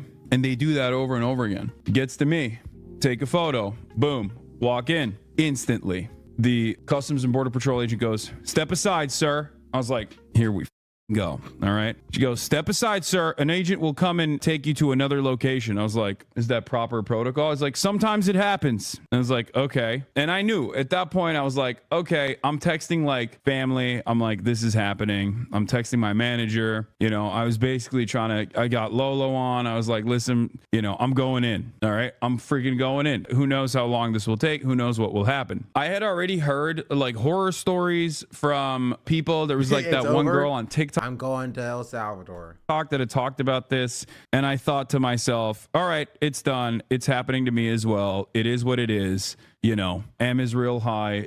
I'm about to say M is real high multiple times to get these guys off my back. So I'm waiting in the corner. This Latina ICE agent comes up, picks me up, takes me to this detention center. Okay, that reminds me so much of, I think it was a comedy set that I saw. I was scrolling through Twitter or TikTok or something like that, or YouTube Shorts, and it was like my not boomer, but like older parents would always add extra details that are just not necessary into the story. So they'd be like, "Yeah, no, I went to this restaurant and the waitress was Chinese." You're like, "Mom, why did you have to say that? Why is that necessary? Is that important to the story?" And you're like, "Yeah, no, it's totally important to the story." And it just never comes back to the story. It's like that. Like, did we have to know that she was Latina? Was that necessary?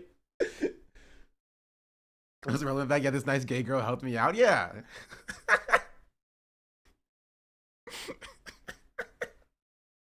Look at that. It's color to the story. I mean, the Gestapo, I would say yes. No, I don't think it's particularly like necessary to add. Details are important. That paints the picture, I guess. It's funny. It's not as necessary, but it's funny because like that's what old people do. All right, I'll say it. That's what old people do. That is what old people do. I sit down, fluorescent light bulbs, the whole nine. Okay. They have benches in the back of O'Hare Airport where there's like a detention area. Okay. There's a detention area. Wrong. Maybe it's just to add color and flavor. No, I don't know why this was the first time he brought it up. Is it necessary because being a Latin ICE agent is wild work? Not necessarily, because it's not unique.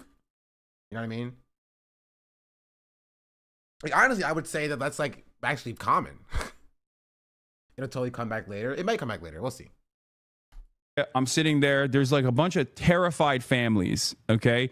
There's an old lady in a wheelchair. There's like a mom and daughter behind me. There's some like random dude in front of me. And the way it works is there's a back door, right? And they take your passport. Like, they go to the black dude. I'm curious now. I just want to know. I just want to know. Was the dude a black dude? You know? Was the mom of the daughter a lesbian? Like, it's just we're adding flavor to the story.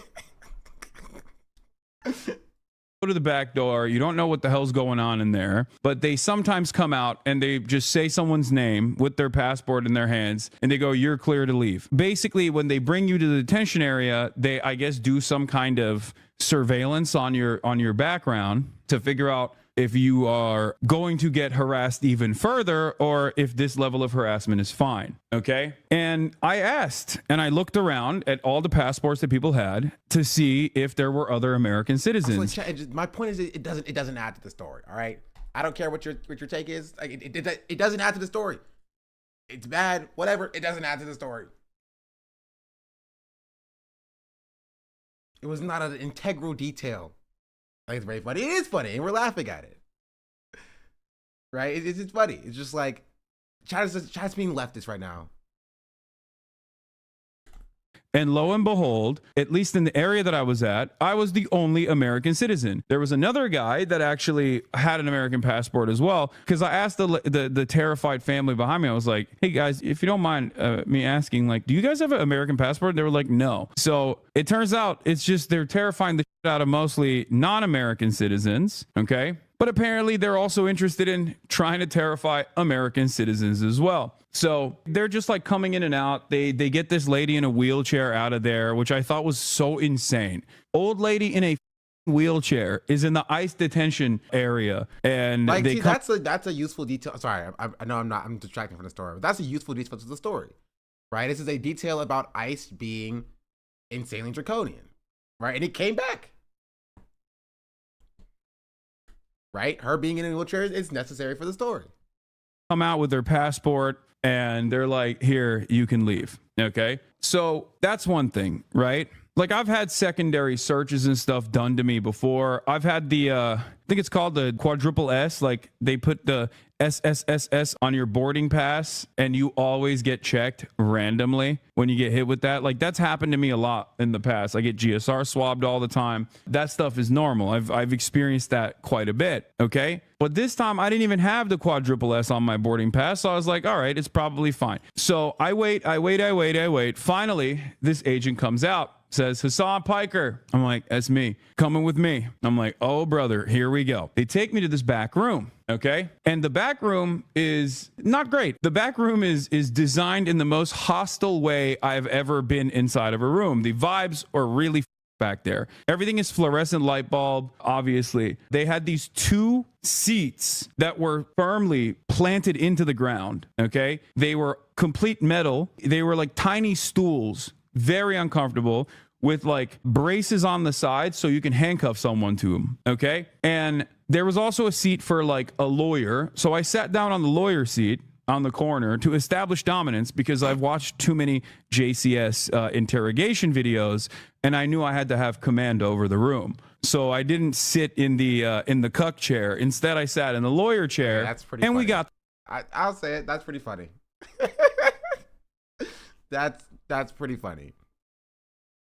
To talking. And let me tell you folks, the TikTokers that talked about being detained, they were right. It was an insane situation. So it's very obvious that they knew exactly who the I was. It's very obvious that they knew how to like navigate the conversation. And it was a really, really interesting conversation that took place. It was very cordial. Okay. It was very. I mean, he said he called Lolo, but like, the chat is so, just so you know, you aren't Hasan and don't have a large platform, do not engage in these questions or asking you of Friday. You now have protections. True. very cordial, which I thought it was strange how cordial it was, because I've had run-ins with like cops in the past. I've had run-ins with feds in the past. Well, I guess the FBI was very cordial as well when I had some talks with them. Even if you are going to engage, once it becomes clear that they know who you are, she's my African princess. Jackalope _ just subscribed. right? Like, let's be very clear. Not like if Customs and Border Patrol like take you aside to like, you know, pat you down or whatever, don't be like, don't touch me, right? I know my rights. I want a lawyer. Like in that situation, like don't escalate even further. But if they take you into a back room and they clearly know who you are, they start pulling up your tweet history about the things you said about Donald Trump or whatever.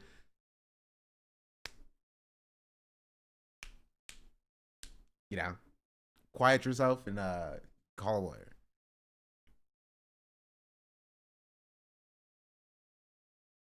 Rose Baden, he mentioned that he was already considered. He had the money to make this issue a stand on 10 issue. Now I'm yapping. I'll use my Asian privilege. Do you think Asians get privilege in this situation, Chad? You think Asians don't get detained by Border Patrol? There's no Asian privilege here. There's no privilege at all. Especially under this administration. Not at all. In the past, but overall, I was not expecting CBP agents to be cordial. I will say that. Okay. Now, having said that, the entire process is supposed to be intimidating. So it's like suck my cordial or whatever. Okay. I think they were being cordial because they wanted me to say something that was incriminating and say something that was enough to justify further detention from that point on. And let me tell you, they certainly did do that. So he knew exactly who the I was, but he was basically like broaching the conversation in a way where it was like free flowing, where in the process of discovery, he was adding on additional talking points. He always made it seem as though he was asking certain things that after discovering in the process of that conversation, he would ask additional questions. So, you know, he's like, oh, what are you doing in Chicago? And I was very revealing. I was like, well, I was in France because I want to take my family out for Mother's Day to France, but I had to come back early from France, even though today is technically Mother's Day, because I have a speaking engagement at University of Chicago. And he was like, oh, what kind of speaking engagement? It's like, I don't know, some like journalism school stuff. And he's like, oh, well, since you mentioned that, he kept saying, oh, well, since you mentioned that, what do you do as a job? And I was like, I'm a Twitch streamer. And he's like, well, since you mentioned that you were a Twitch streamer, what kind of things do you stream about? And at first I was like, do I just tell him I play video games? Because I don't think he does not play video games. He's a liar. You don't lie to Customs and Border Patrol. All right, Sonny, you don't lie to me. You don't lie to me. The last game you played was Marvel Rivals, and you haven't played Marvel Rivals in 3 months. I'm a gaming watcher. All right, you're going to El Salvador for lying to me. That would be the biggest twist in the world. If he was actually a fan and Hasan lied about playing games and he was like, all right, to El Salvador with you. To El Salvador with you. You liar. Where's the Telltale Games? Where is it?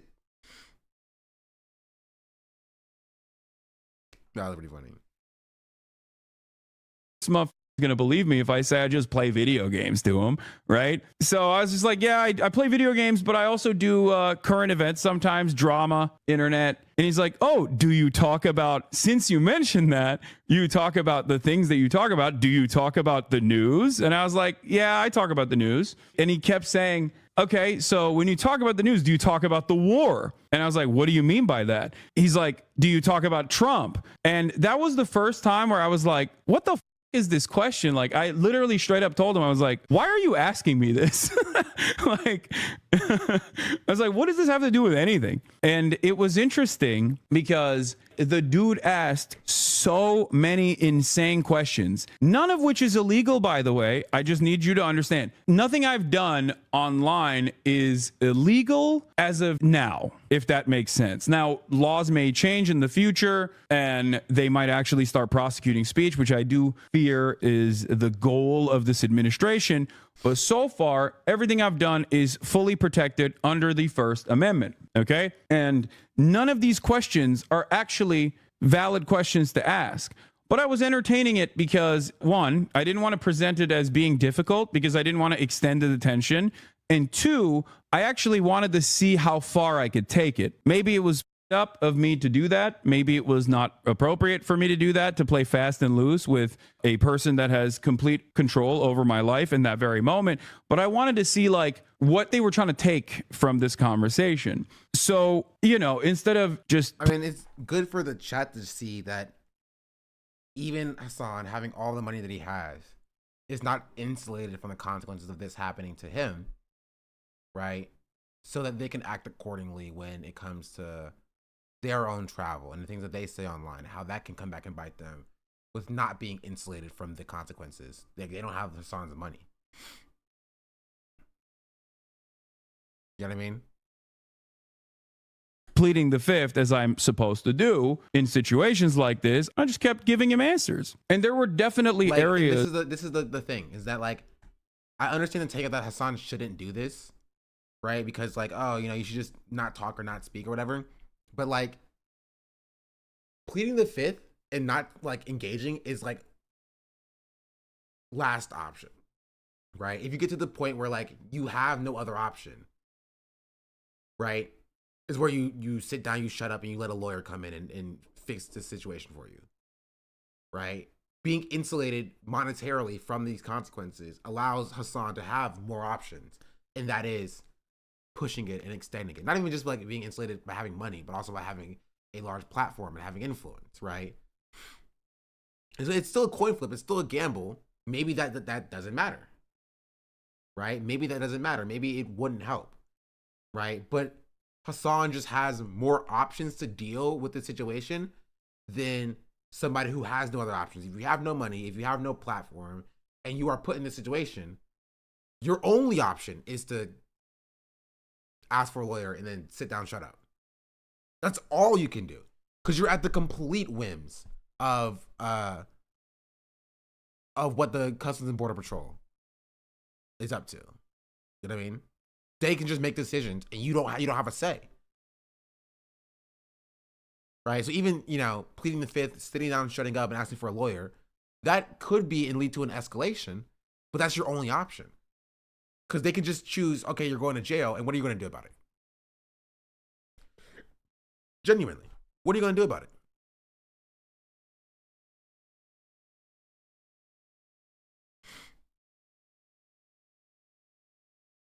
The Don't Talk to Cops posters would have been satiated if Hasan just specifically said no one should speak to CPS, know your rights. But it's implied by Hasan's full story, and of course people are just seeing clips. To be very honest, not even Hasan has a level of protection, but at the very least, that was his decision to make. I don't think people should, especially when they don't have the platform to speak out on. Yeah. Don't they have extended jurisdiction as Customs and Border Patrol? Does a lawyer have the same protections as a criminal or even ICE interrogations? I don't know, but you don't have a choice. You know what I mean? You just do not have a choice.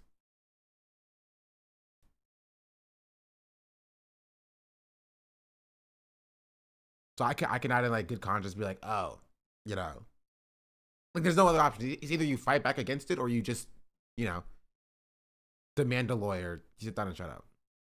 Most people aren't going to do it though. Most people are going to just play ball, be like, yeah, look at my phone. Right? Sure, I don't have anything in there. Yeah, I'll answer your questions. Because it's just, what are you going to do in that situation? I don't know. I don't know. And I do feel like saying Hasan should or could is not a fair interpretation of how those rooms feel.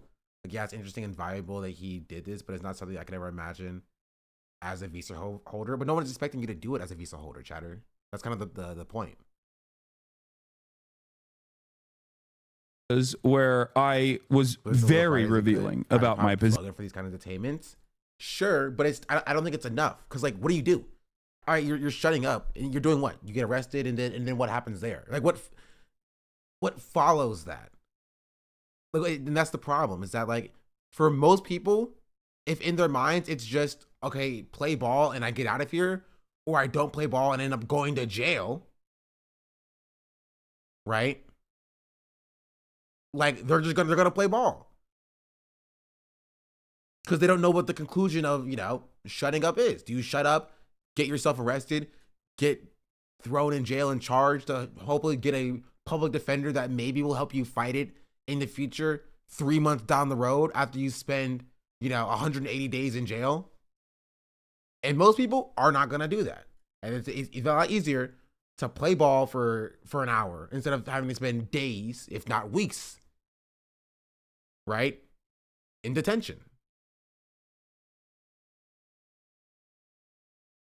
I mean, that's what they do in the first place, right? Maybe you just don't know. You just don't know because they're relying on you thinking that. But that's the case, and that's what people are thinking, right? Because like, what is the conclusion in a situation where you sit down and you do shut up, you don't say anything? Well, that's where it's going to lead to. Right? Maybe the cops will be like, oh, you're not playing ball, we'll let you go, or whatever. Maybe they won't. You just don't know. You just do not know. Right? Like, know your rights is important. It's an important campaign. It's important messaging so that people understand. But you do have to at least also understand that, the human condition is that most people are just going to want to get out of the situation. Right? Most people are going to want to get back to their normal life. Right? Like, there's a reason why you don't see a lot of people of color First Amendment auditors. You know what I mean? There's a reason why a lot of First Amendment auditors are predominantly white. Because marginalized people don't want to play those games. And it's very easy to just be like, oh, just know your rights. They can't force you to do anything. Especially looking into the eyes of, the fascist regime that will do whatever they want to do and deal with the consequences later.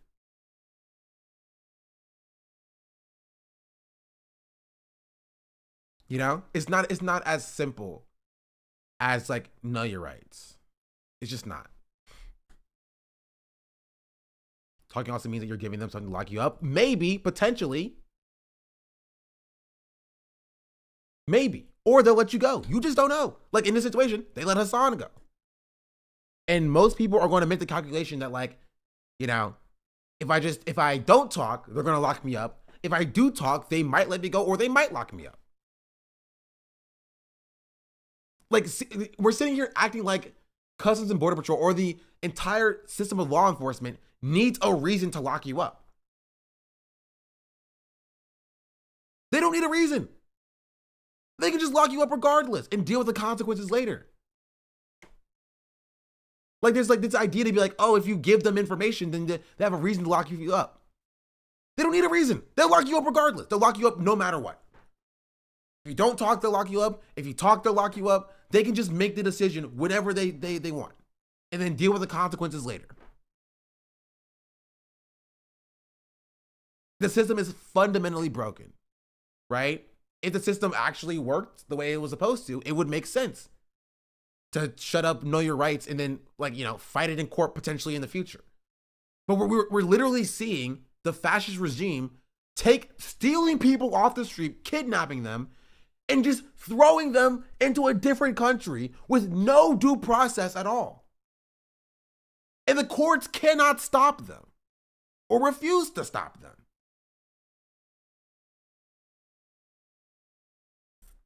So it's very easy.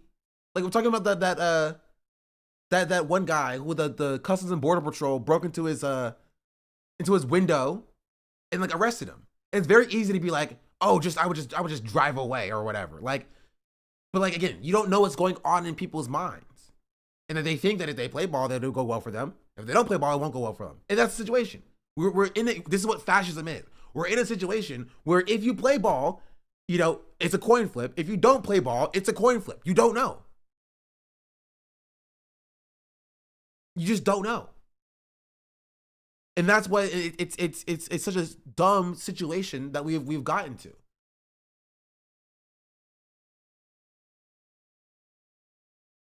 You can be compliant without talking? No, that's what being compliant is.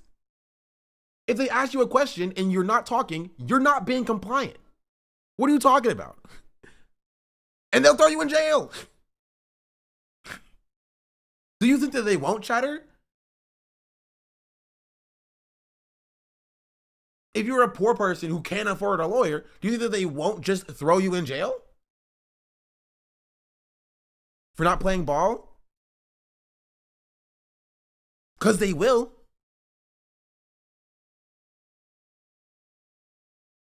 They don't need a reason. Especially in a situation where, like, they know who you are and they have your tweets saying mean things about Trump. They can just justify it after the fact. This is when the action of intimidation and a warning or such reminder to Hasan that people like him, that they are at risk. Any semblance of institutional protection is being eroded, even for historically privileged people. Yeah. Yeah, I'm not advocating that you talk to the police. You know what I mean? I'm not advocating that you engage with the police, right? But I'm talking about specifically for or from reality that most people are going to do that, right? Because a hypothetical world where they fight against the erosion of the First Amendment and they fight back and they win, 3, 6, 9, 12 months down the line is not worth being in detention for 3, 6, 9, 12 months. And that potentially getting out now by just playing ball is a lot more enticing than like standing up for your rights for a potential long-term future. And that's what people are operating off of. And it's even worse under this administration, who flagrantly disregards any pretense of having rights.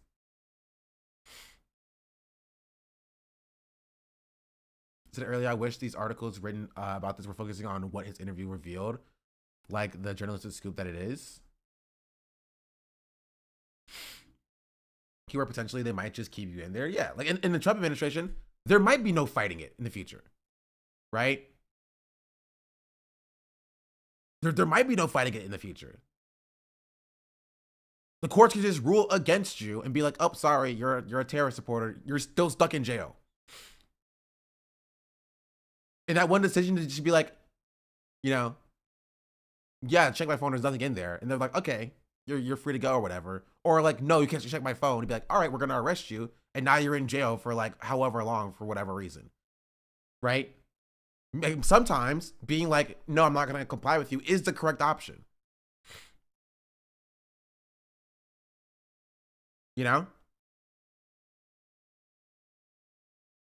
But again, it's not as simple as just, shut up. It is a tough conversation to have. Position, knowing full well that they know exactly what they're looking for. I saw no reason to hold back on certain things. So I said, I don't like Trump. I was like, what are you going to do? It's protected by the First Amendment. I don't like Trump. Yes, right? Like, I was like, I'm not fond of him. I don't like him. He said he was going to end the wars. He hasn't ended the wars. What the f is up with that, And the guy actually was very sympathetic. The agent was being quiet to the Border Patrol doesn't work. Talking to them, even if it means, even if arguing only works, or not from my visiting my family in TJ. Very sympathetic. And I don't know if it was like a JCS style interrogation technique to come across as sympathetic to like invoke some kind of positive feelings out of me in an effort to like get me to reveal something maybe that'll trip me up, or because he just genuinely was sympathetic and he had the vibes of someone who was like, I don't know why I'm doing this, right? But he was like, listen, I'm Iraqi, so I know. And let me tell you, I do think that him being Iraqi played a big role in this, because if he wasn't, there was a lot of Redditor ass white boys that are at Customs and Border Patrol at O'Hare Airport. I saw them walk by. There was a dude who looked like he was like 25 max, but he was balding. And I knew immediately, if that mother is my agent, I'm screwed. I'm going to CCOT. This dude is going to literally cook me. So I got a little lucky. All right. I will admit. So basically, I think the reason why they sent the Iraqi CBP agent is because they bracket you into different categories. For me, they wanted to conduct an investigation about my involvement with Hamas and my involvement with the Houthis, or they suspected my involvement with Hezbollah. Straight up. That's literally what this conversation was about. And it's not even a joke. Like, they literally tried to get something comfortable to spill. I mean, we just don't know. Maybe. That sounds something that Border Patrol would do. We just have no idea.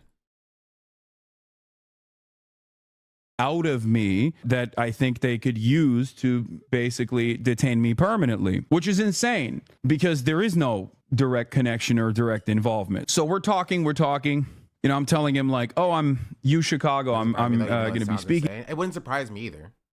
Right. But like, we just don't know. I don't like speaking in like, as though we like are in the room where they're crafting these policies, right? We can surmise, right? And we can guess. But I think I think it's important to note that it is a guess. Right? There from journalism school. I told him like, you know, I don't like Donald Trump. And I was like, so why are you guys doing this? And he's like, oh, it's just like routine. It's a routine process. I was like, it doesn't feel too routine. And basically my big fear from the entire situation was like, if they were to ask for my phone, not that there's anything incriminating on my phone, but I don't want the federal government talk about what normal people should do in this situation. Everybody mad at Hasan should be satiated. I mean, I don't care about people who are mad at Hasan. I'm gonna be real. Like, it's completely irrelevant. I know anyone was mad. I didn't either. But if people are mad, I don't care. It's completely irrelevant. For the reasons that I've talked about in the past. It won't matter. Like, I'd best you hope for a coin flip. That's it. At best you hope for a coin flip. You hope for a situation where you get the nice Border Patrol agent that day, and they won't decide to arrest you and throw you in jail. No matter what you do. Right? Because you could choose to stay silent, they'll throw you in jail. You could choose to show them your phone or whatever, and they're like, oh, incriminating evidence, and they'll throw you in jail. It's literally a coin flip. I think it's infinitely more useful to combat the overarching structures themselves than to like litigate, you know, Hasan didn't act in a way that I find reasonable in this situation. Therefore, I'm mad at him. You know, it's dumb. Inside of my phone, beyond all of the times where they probably have been engaging in like warrantless surveillance on my phone or whatever like, it's not your business. You know what I mean? It's none of your business. It's a goddamn free country. Like, there's privacy laws for this country. I imagine that people are mad about the fact that he wasn't like, yeah, I talked to Customs and Border Patrol. I told them to suck it and to call my lawyer. That's it. That's what people are mad about. They're like Hasan should have told Customs and Border Patrol to suck it, and that he to talk to and invoke his Fifth Amendment right, and that he wasn't going to engage with them, and to talk to his lawyer. And should have got himself detained and thrown in jail for a week, like Nelson Mandela. That's what I imagine people are mad at Hasan about.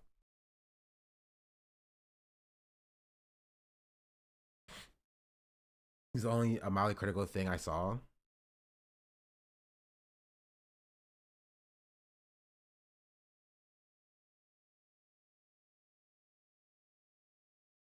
It's a given that they're targeting people for their political opinions. They'll never affirmatively say that. So now what? If I've been asked for an attorney, yep, that's it. Yes, Customs and Border Patrol can temporarily fuck up your life, like any old cop can. But that's why you don't talk to cops. CPS or cops was not clicking. If you don't want your face scanned, you can opt out. You have rights. You can only assess them that maybe the rights don't feel worth asserting. But you presuming the state doesn't have hostile intentions, why would you presume that's a given that would happen? wouldn't it be more interesting in educating? Wouldn't it would have been more interesting and educational for the masses if Hasan actually done this? I wonder what they would have done either way. What FTP is, as I look up, is still the TLDR. Like again, I've described this as well. It's just that, again, theoretically, in theory, yeah, sure, sounds great. Most people just aren't going to do it, right? They're making a calculation, right? Oh, but the police, okay. They're just making a calculation. Is that this goes like into like just like deeper like inconsistent like leftism and like leftist like theory in general. It's that like, oh, you have to act a specific way, potentially put yourself in hard risk for the overarching movement, as opposed in trying to do what's best for your own personal life and safety, right? They want you to extend your endeavor with the police, right? For a theoretical, you know, like standing your ground against, you know, the cops as an institution, as opposed to like getting yourself out of the situation. You feel me? That's what it is. You know what I mean? That's what it is. It's you should get yourself arrested essentially by being combative, because we think that it will be impactful for the movement if you did so, as opposed to like, you know, understanding that there's a level of nuance in how you interact with the police, right? I think there is a situation where, you know, shutting the fuck up and asking for a lawyer is useful and impactful, especially if that's your only option, right? If you have like nothing else to your name, right? If you're unhoused and you have no family, no savings, and the police just pick you up and throw you in a chair or whatever, that very much will maybe your best option. Sitting down, shutting up, asking for a lawyer, because you have nothing else to lose at that point, right? But if you like, you know, I don't know, have a job and have kids to take care of, right? Like imagine if like an immigrant father who's coming into America with his kids and his wife gets detained by Customs and Border Patrol. Do you understand why that person may not be as open to like extending this encounter with the police when his family is sitting outside the door, right? If he's the breadwinner of the family, if he needs to work to sustain his family, if they need him, right? That's my point, is that there's a level of nuance in why people make that decision, right? And potentially, or people can easily say the wrong thing. Sure, I don't discount that, right? I don't discount that. But it also could be that normal people are not playing ball and they're combative. And again, they extend this encounter with the police and they get thrown in jail, right? And then have to worry about that.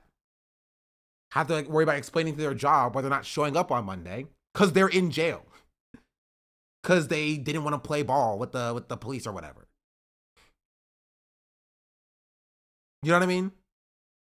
Again, I'm not saying that one option is inherently better than the other option. I'm just saying that there is a level of nuance in this conversation about why people would end up making the decision to just play ball, right? So the police are like, okay, whatever, go about your day. So they can keep living their life, as opposed to like asserting their rights and being like, I'm standing my ground here, you know, to deal with the consequences in the future. Especially in a world where like courts have no power. Like maybe in like 2020, 2016, it'll be a different conversation. But like the Trump administration is just doing whatever they want to do, right? And the courts have essentially no power to stop them. Courts mandated that they bring back, right, Abrego Garcia, and it still hasn't happened. They're just like, well, can't do it. Sucks to suck. So when the courts have no power, what does fighting in the courts do? Right? What is taking it to the courts do if they can just be like, oh, we're just not going to do that and we're going to ignore the courts. You know what I mean? I could be 100% in the right and lead to a dangerous precedent simultaneously. Yeah. The silence of protesters during the BLM marches and protests didn't necessarily help them. Community funds can support, but people got held without charges and reasoning for hours, sometimes days. That can get you fired. So could talking. There's no perfect right way to interact with the system like ICE. Avoidance seems to be the only real strategy. Yeah. Right? Silence could also work. Like, silence is useful in certain instances. Right? But there's, again, a level of nuance to this conversation. It's very easy from a third party perspective to be like, oh, just sit down, shut up, and, take it to the courts to fight it. Right? It's very easy to do that. It's very easy to say that. Right? And you may be correct for 99% of situations. But when you're in that situation, it's not as easy of a call to make. And I think chastising people who are in those situations for either making that call or not making that call is, I think, it's a fool's errand. Right? Because in the best possible theoretical world, right, you take it to the courts, the Supreme Court rules in your favor, and guess what? The Trump administration ignores it.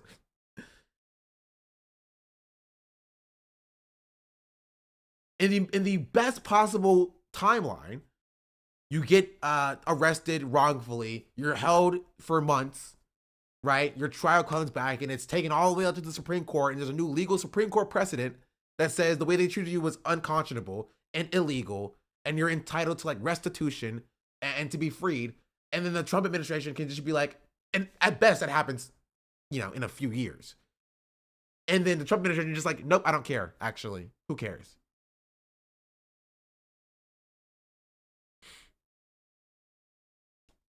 You feel me? And they just ignore it. Like, when the rule of law is eroded, it also extends to your, know your rights. You don't have any rights. Know your rights falls flat when your rights don't exist. When your rights are directly and flagrantly disregarded.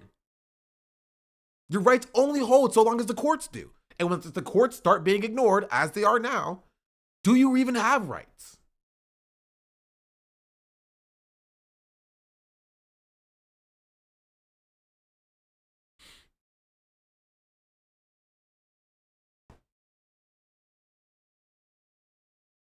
It's not as simple. It's not as simple.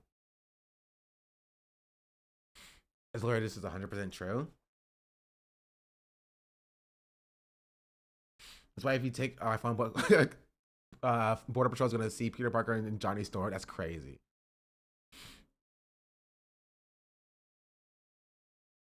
It's too lib to think that these things are happening without provocation. There's no need to add even more cases to the pile if you can avoid it. It's happening whenever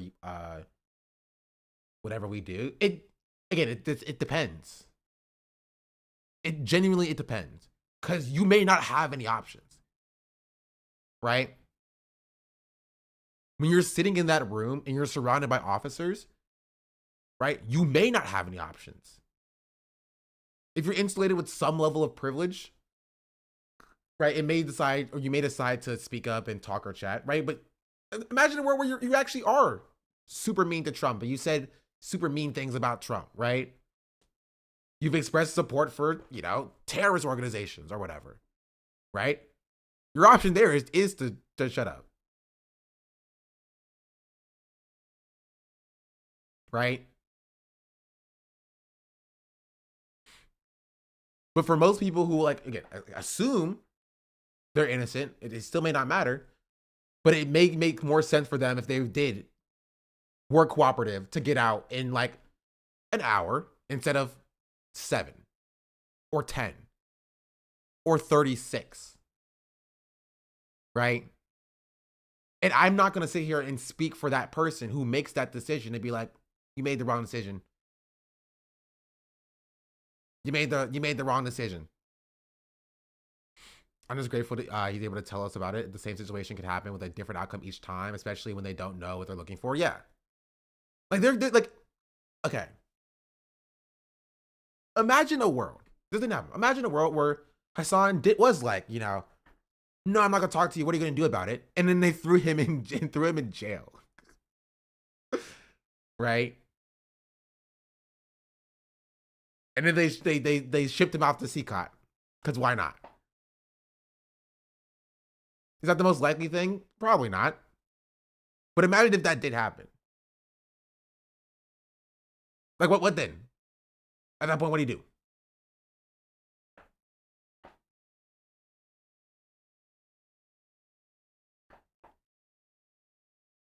People try to get out of it as fast as possible to minimize how much it's disrupting their day. Exactly. More views for the rest of the Max Lev? True. Now that you mention it, that is true. Was the average post I was talking about when it said people were mad? Sign in required? Bro, I cannot stand freaking Blue Sky. I don't want to sign into your stupid... You know what? Whatever. It has like 400 likes. Not important. It's kind of weird how people want to determine how Hasan should have acted based on what they imagine what could have possibly happened. Yeah. I don't know. I don't think this person is incorrect or wrong. I don't think they're bad, right? I don't like this idea that it's like, you know, you must put yourself in harm's way because it potentially could work out better for you. Either way, right? I would have this same topic take if somebody was like, no, you should always cooperate because it's going to turn out better for you. I disagree with that. I don't think you should always cooperate with the Customs and Border Patrol because sometimes, especially if you have zero power or leverage, right? It may not be best for you to do so. It's just not all or nothing, right? It's not one thing or the other. There's a level of nuance there, right? And I think for the most part, you know, if you can, right, and if you have the privilege to be able to do so, Nice bathroom, just to subscribe. cooperate and get out, I think you should. It's a gamble to cooperate. I'm just glad he got out of the situation. Someone with less privilege may not have been able to. Yeah. Like if you are or have less privilege in this situation, you know, it may be best for you to take it to the courts. Because that's the leverage the very little leverage, but that's the leverage you have. If you don't have the money, if you don't have the notoriety privilege, it might be better for you to take it to the courts and have the courts deal with it. But I can't speak for every person's situation. I don't know. Right? Again, there's also a difference. There's a difference between being pulled to the side and being asked like a question of like, where did you come from? What is your business here in America? Okay, have a nice day. Right? That's different than being taken into the back rooms. You know what I mean? I mean, detained for an hour. Right? There are levels to these things. Right? There are levels to these things. Yeah, you can deny having your face scanned, but is the benefit to denying that outweighed by the detriment of potentially putting a target on your back? I don't know. And I can't make that decision for everybody. Right? Especially in a world that we live in currently right now. Being trans, Hispanic, and first generation, my wife and I have agreed to just not internationally travel for the foreseeable future. And I live in Russia too for a year. Be normal, read the room, listen, doubters, haters, people who think he did wrong. I won't be mad at how you do it, however you do it. When it happens to you, and you don't be mad the way I do it, the rest of the attack is 100%. Right? Do what is best for you. Right? Now, if you don't know what is best for you, I would say default to shutting up. You know what I mean? If you have any doubt in your mind that speaking out and answering their questions will benefit you, then you don't know and you should shut up. Right? Hasan had zero doubt in his mind. maybe not zero doubt, but he had like, you know, very little doubt. He knew that he had a level of privilege and that he could play ball and get out. And he was correct. But if you don't know that for yourself, err on the side of caution and sit down, shut up. It's a fair argument that Hasan shouldn't have answered any questions. However, I think it's worse for the government since now Hasan can tell his huge audience by the insane fascist questions they ask. Not saying anyone else should cooperate, but Hasan has a big enough platform where you can put some public pressure on this kind of behavior. That's just true.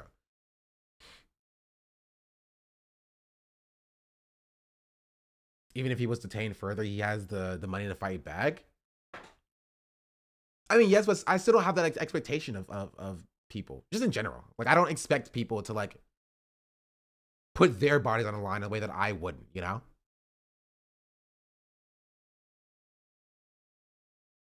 You know what I mean? Like, I'm not gonna look at other people being put in situations that I'm not in and be like, you should operate in this way because it's, you know, it's just, you know, that's the most leftist way to act. I'm not a fan of that, just in general.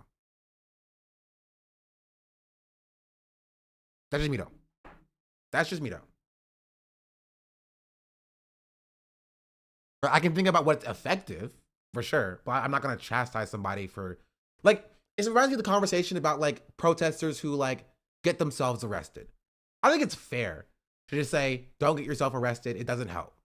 I think that's a fair take. I can understand that take, right? But I'm also not gonna like chastise somebody who's actually out there protesting when I'm freaking Twitch streaming. You know what I mean? Who actually is going out and doing things that are important, right? Well, I'm out here on Twitter. That's my take. I was getting locked up doesn't help the cause, and you can have that take, right? But I'm not gonna sit here and like, again, preach from a soapbox when like they're still on the ground doing work, right? If you think that you should, you know, protest and do property destruction and not get arrested because of it or whatever, then you do that. You do that protest of property destruction and not get arrested. And the people who think it's effective to get arrested can get arrested. Diversity of tactics. Right? But I think all too often, people speak on their soapbox from Twitter, essentially, without actually being also on the front lines. Like, they're not doing property destruction. They're just saying, oh, if you do property destruction, you should do it the way that I think it should be done. But I'm not going to do it. That's my take. That's my take. The Guardian published something about that.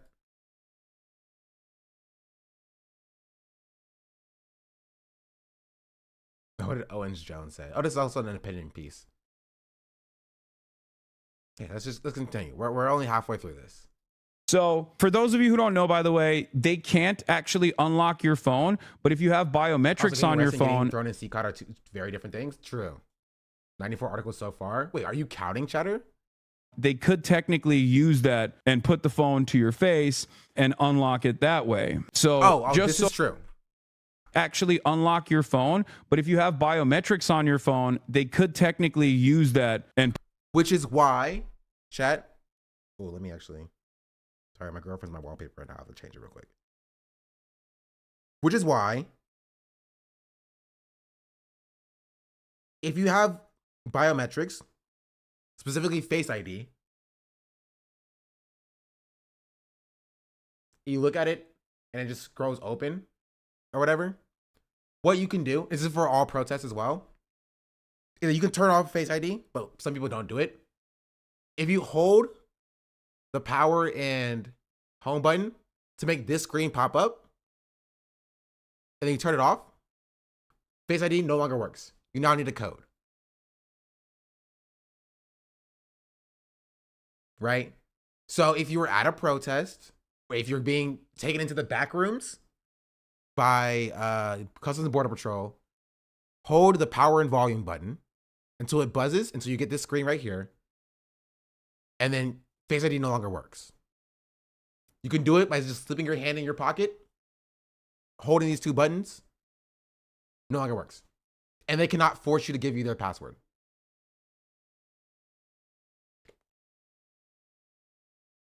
Just a little thing that I've learned. That's interesting, but I would prefer to preventively disable Face ID. Yeah, I mean, I would also prefer to never, to never get sick again, right?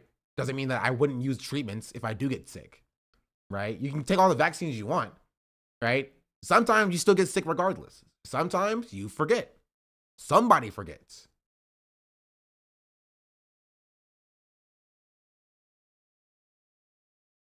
Right? So this isn't for you. It's for somebody who forgot or doesn't know or don't know. Right? They're like, oh man, I forgot to take my, and like, if you're getting, and this is like, that's for like a protest. If you're getting like taken by Customs and Border Patrol, like 9 times out of 10, most people are not turning off their Face ID because they don't know what's happening. Right? You're not like, oh, well, our plane just landed. Let me just turn off my Face ID because I might get, taken by Customs and Border Patrol. You feel me?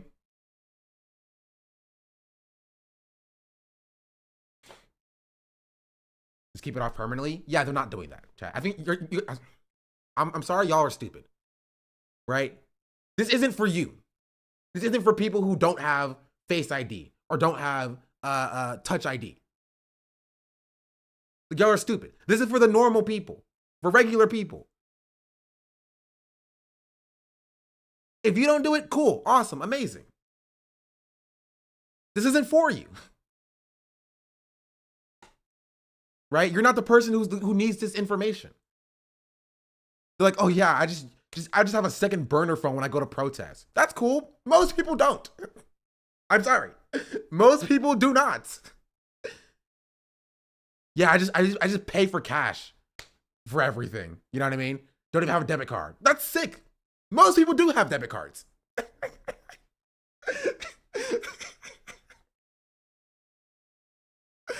Just because something works for you specifically does not mean that having more information about the people that do use Face ID is like wrong or bad.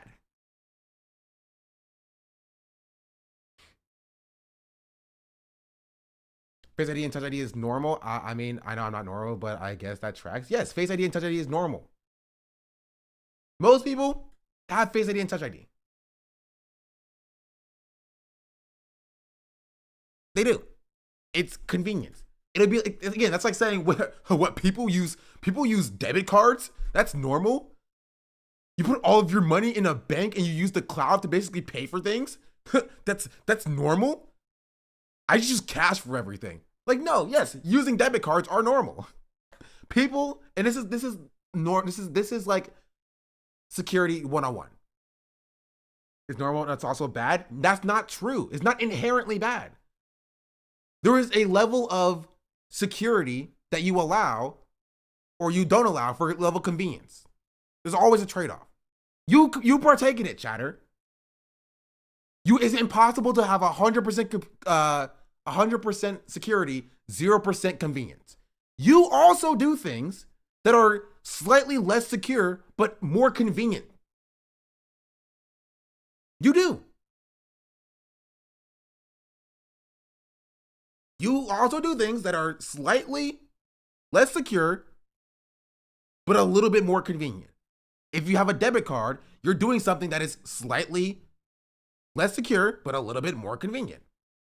Wrong example, I'm a cybersecurity expert. I don't give a fuck who you are. You're on Twitch. You made an account on Twitch. I don't care who you are.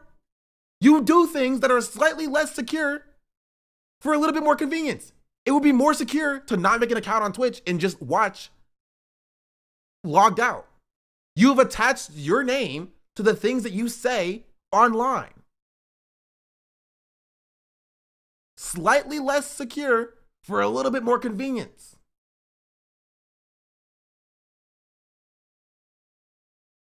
This is everybody. Everybody does this. Your levels may be different, right? Your levels may be different than the next person.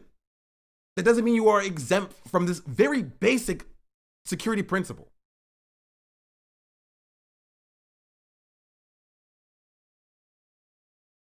Unless you personally in your mind, remember every single 36-digit password that is a combination of random letters and numbers for every single account that you've ever made ever in your life, you are not doing things in the most secure way possible.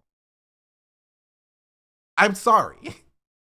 If you've ever used a repeat password ever, if you use similar themes in your passwords ever, if your passwords are less than like 36 characters long, if you use the same username or similar usernames for everything that you've done, you have did something that is more convenient, that is less secure. This is just the case. It is almost impossible to go through life in society by being the most possible secure person ever. If you've ever connected to a public Wi-Fi, right? You did something a little bit less secure for a little bit more convenience. If you've ever put your card into anything, ever, like literally ever, you have done something a little bit less secure for something a little bit more convenient.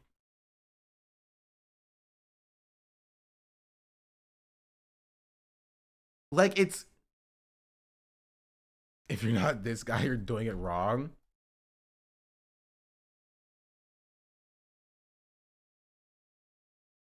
Honestly, this guy looks like the 2-time memory champion ever. This is Jonas von Essen, a student at Chalmers University of Technology, Sweden, and a 2-time world champion in memory. He can memorize 26 decks of cards in an hour and recite pi to over 50,000 places. Most of us can probably remember 3.14, but what comes after that? 1.5. Try me better. Roughly equal to 3.1415. Okay, I'm sorry. I think it's super cool that he can memorize pi to the tune of 50,000 digits, but why does he speak so slowly while doing it? You know what I mean? Like, how useful is that? If it's going to take you 3 years to get through 50,000 digits of pi, how useful is it knowing 50,000 digits of 50,000 digits of pi? If you're saying 3.14, like, cool, you know a lot of information, but communicating that information, pretty poor. Also, I know 3.14159265. That's really it. It's 92649, maybe. I don't know.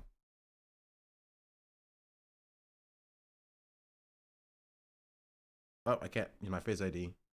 Unsecure. 9, 2. Yeah, like, congrats, Jones. You're a really slow computer. You're a really slow computer. Sick. 6, 5, 3, 5, 8, 9. Oh, it's 3.1415. 3.141592653582 something. 9. So, how does he do this? Well, I use memory techniques, and they are really the base of all of this. I absolutely couldn't do this without these techniques. And maybe he does the thing where, like, he imagines like a house, and everything he remembers is like a room in the house or an object in the house's room. Mind Palace, that's what it's called. I learned the name, but never cared enough to learn how to do it. You know what? I'm putting the term Mind Palace in my Mind Palace right now. Wow, wow, wow, wow, wow, wow, wow, wow, wow. Boom, locked in. It's sitting next to my vase of $1 million.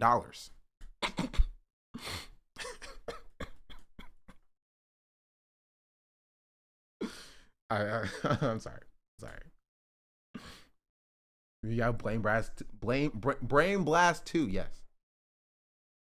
The principal idea with those is that you convert everything that you want to memorize into images somehow, because images have proven to stick very well to the brain, and especially if you learn how to use them and how to combine them, how to associate them to each other. Jonas has been showing off his skills on TV shows all over the world. This year, he was one of the finalists on Sweden's Got Talent. Also, and I want to point out that like this is cool, like good for Jonas here, but like imagine being the second best memory person in Sweden, you know? Like this person gets a lot of notoriety here. But like imagine knowing 49,999 digits of pi. And Jonas knows 50,000. You know what I mean? Like who cares about the second guy? like this guy gets like TV shows and stuff about him. Right? He gets like noted, he gets like, cause he's the best. He's the guy. But like imagine being the second best guy. You put all that time into memorize digits of pi, you got one up by this one dude here, and now nobody cares about you. People barely care about this guy. You know what I mean? But at least he gets shows and stuff. At least he's a novelty. At least he's known as like the best, you know, memorizer in Sweden. But nobody knows the second best memorizer in Sweden. Right? Like, imagine being like not the Neil Armstrong of memory, but like the Buzz Aldrin. But to the point where like Buzz Aldrin is not even a good comparison anymore, because people know about Buzz Aldrin as like the second guy that nobody cares about. So people actually care more about Buzz Aldrin than they do about the second memory guy. Because Buzz Aldrin himself has become a meme. Who's the third guy on the moon? That's a better comparison. Nobody knows. Nobody knows that guy.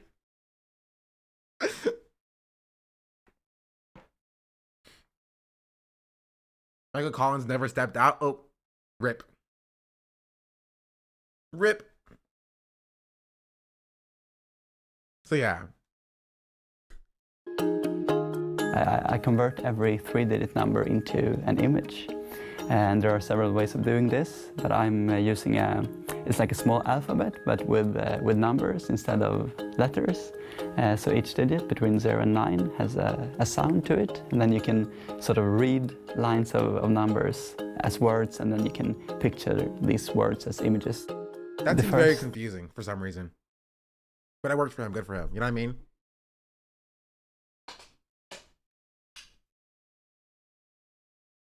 The 3141 becomes tårta with this letter or digit alphabet, and tårta is Swedish for cake.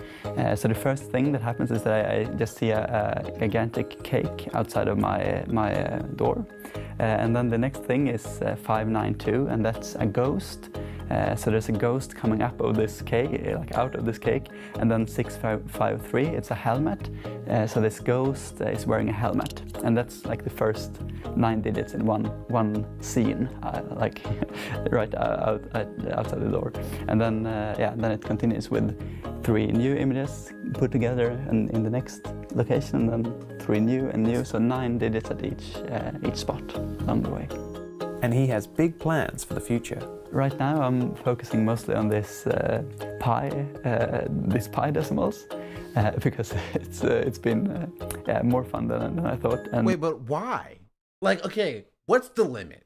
Genuine question. What's the limit? Like, how many digits of pi is it like novel to know before it becomes like redundant? Like, I feel like 50,000 is enough. You know? I feel like 50,000 is enough. Like, what we're going for, like 100,000, a million? Do you need to know a million digits of pi? Why?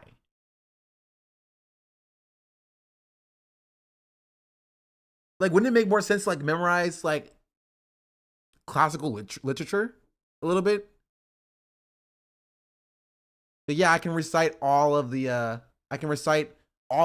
Shakespeare's Hamlet or whatever. Which, to be fair, like, isn't that impressive, but like you can do that for every single book ever written. I think that would be more interesting.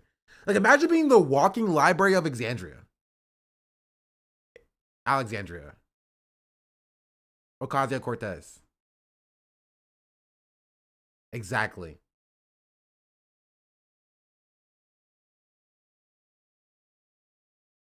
To pi or not to pi? That would be sick. I'm saying. Is it a Critical Role head detected? I was just watching Critical Role yesterday, to be fair.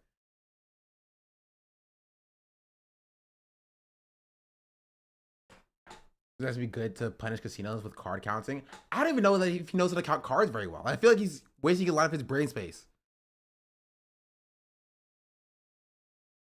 Right? Counting cards is not like very memory based, is it? Isn't it like you just have to assign every card a value and that value goes up or down depending on every like hand that's played?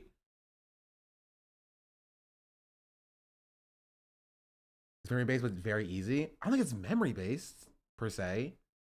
You need a little bit of memory. Yeah, so I wouldn't say it's memory based, right? Like, it's not like memory is not the skill you need the most when it comes to card counting. It's kind of my point.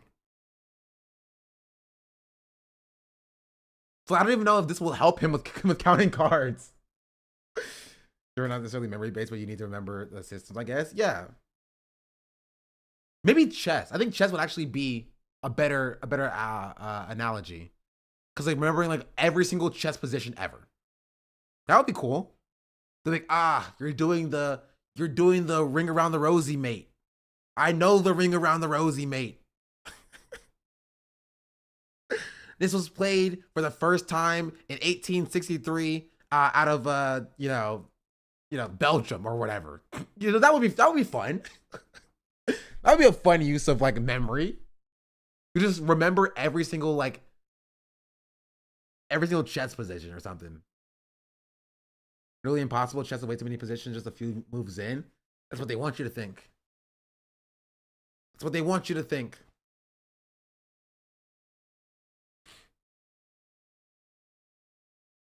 Also, that's how we got here. I don't really. I was talking about Hasan. Let's continue.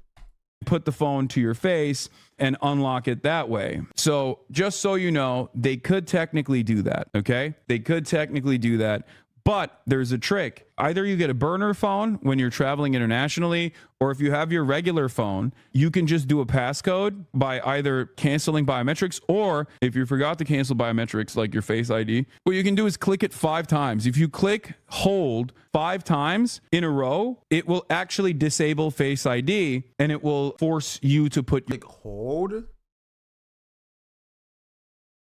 Oh, it's the exact same thing I just said.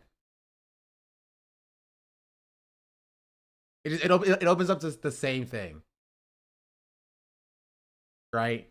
So instead of clicking it 5 times, if you just hold the power and volume button, that also works.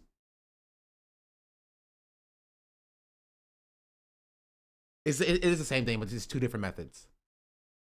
Yours was way better. I do think mine's way better. Because all I do is just slip your hand in your pocket, you just hold the power and volume button. You feel it buzz in your pocket, you take your hand out of your pocket. Boom, you're sick. And they're like, hey, let me see your phone. You're like, okay, here's my phone. Hey, give me your password. No. Powering off also works. The problem with powering off is that you either have to hard power it off by holding the power and volume button for 20 seconds, or you have to open up this and then you have to slide it to power off. And doing that without being like knowledgeable is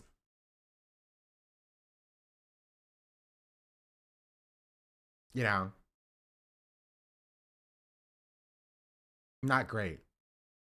You click the power button 10 times, it automatically calls 911. Honestly, if I'm getting taken by Border Patrol or whatever, I'm calling 911. You know what I mean? They're gonna come help me.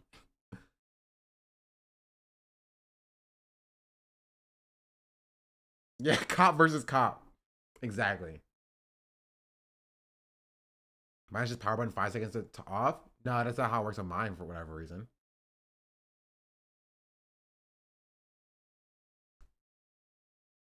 Guarantee if you take out some Uber special hardware encrypted lineage that only contains cat means that you're a normie.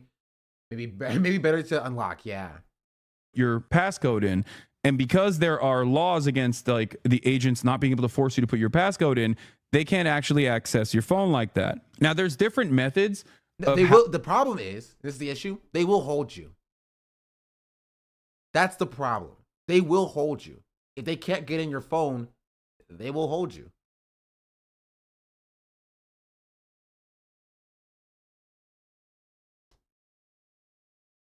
There's nothing stopping them from just taking your phone, right? And just holding you there until you comply. And that's the only issue. It's like you have to be ready to like essentially go to jail.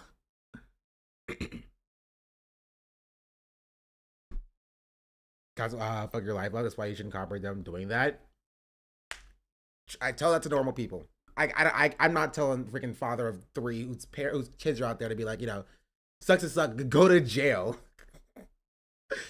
You know, potentially get fired from your job or whatever. Because the cops decide to you know, they want to fuck your life up. Because they'll do it regardless. If you cooperate, they'll fuck your life up. If you don't cooperate, they'll still fuck your life up. You know what I mean? There's no winning here. There's no winning in this situation. There's not. I don't know what you do, you know? Or it makes it easier for them to fuck your life up, though. It gives them evidence. Maybe, potentially. But like, maybe like 10 years ago, sure. But they don't need evidence.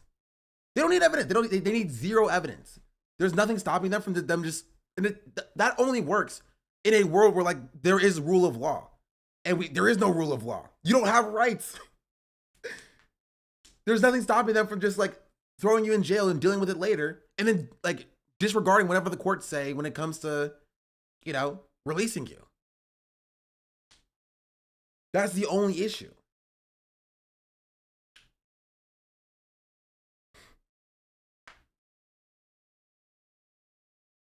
What if the interrogator was actually just a Hasan hate watcher? They wanted to be a chatter IRL. We live in the darkest time. We do live in the darkest timeline, right?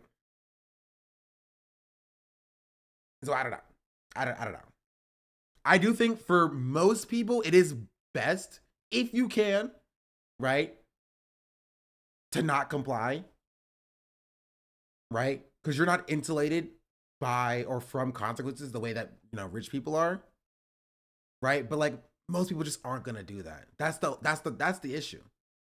Is that no matter what we as the leftists are like, you know, it's best if you don't comply. Most people just aren't gonna do it. Right? They look at the potential getting out soon, right? Getting out of a interrogation in an hour, right? Reuniting with their family and going to go to their job tomorrow, and they're gonna do that regardless. And they see as not complying and basically taking it up to the courts as too much for them to bear. And honestly, they shouldn't even that responsibility shouldn't be on them in the first place. Right? But again, we've now arrived at that part of the situation. We've now arrived at this state of society where they do have to worry about that. People need to know, think about what's the best method for themselves. Again, kids, house, job, cat pigs versus leftist, race, wealth, visa, green card, citizen, etc. It all matters. Default advice to normies is to think about this beforehand, know your risk factors. Exactly. Understand that it can be a possibility that you are detained by Customs and Border Patrol or even like arrested in general, right? Understanding that and knowing what is best for you, right? And stuff like wiping your phone, having a burner phone, that all comes into that conversation, right? I would be good if most people just think about it. Just be aware that there is a possibility that this can happen to you. Because if you are aware of that, right, you can then start focusing on things before even getting to that situation to not be in that situation as well, right? And so getting people to like think about the fact that, hey, what would you do in that situation can get them to be prepared for that situation to begin with. You feel me? If I didn't comply and miss my flight, my family would never forgive me. Most people do not care about this stuff, unfortunately. Yeah. My only critique was using it as an opportunity to advise folks of their options. When put in a simple situation, many chatters clearly never left the country to even know if there's a normal interaction or not. People need to know their rights more than ever. I agree with that.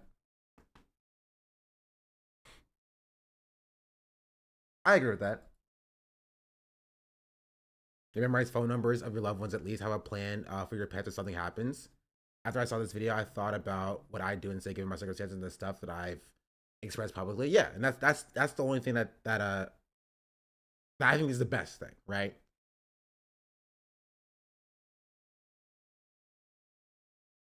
You know what I mean? And like I think again for most people, like especially most people who are watching this, like if you are a leftist, your best bet is probably to shut up. Because if Customs and Border Patrol pull you, they have information on you, right? And you're not as rich as Hasan is, right? So what y'all do is different than what like the average citizen does, particularly, especially in like this current state of society, right? So I would think that if you are a outspoken leftist online, your default should be to shut up and deal with it, right? The only problem, the difference is like the average person is not thinking about that, right?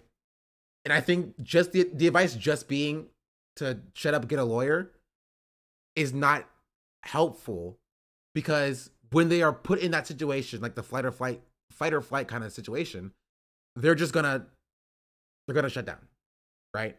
They're gonna try to fight their way out of it. They're gonna cooperate and give whatever they want to try to get out of it. And it's gonna take more than just shut down or shut up as the advice to like combat that, personally.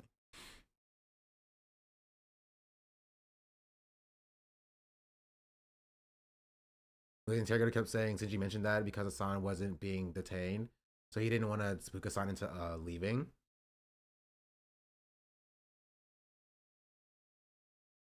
I don't think that was particularly the reason why he said, since you mentioned that.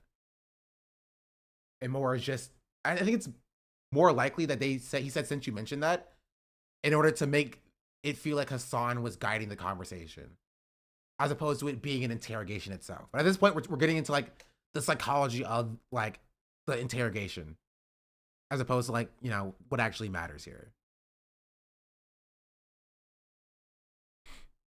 So the situation is why I think people try to convince him to sue, like with such a horrid and shitty government. It doesn't doesn't matter how debunkable those things are. They could just label all the shit as a security risk and wash their hands of the whole thing. But I don't think suing is gonna fix that, though. You know?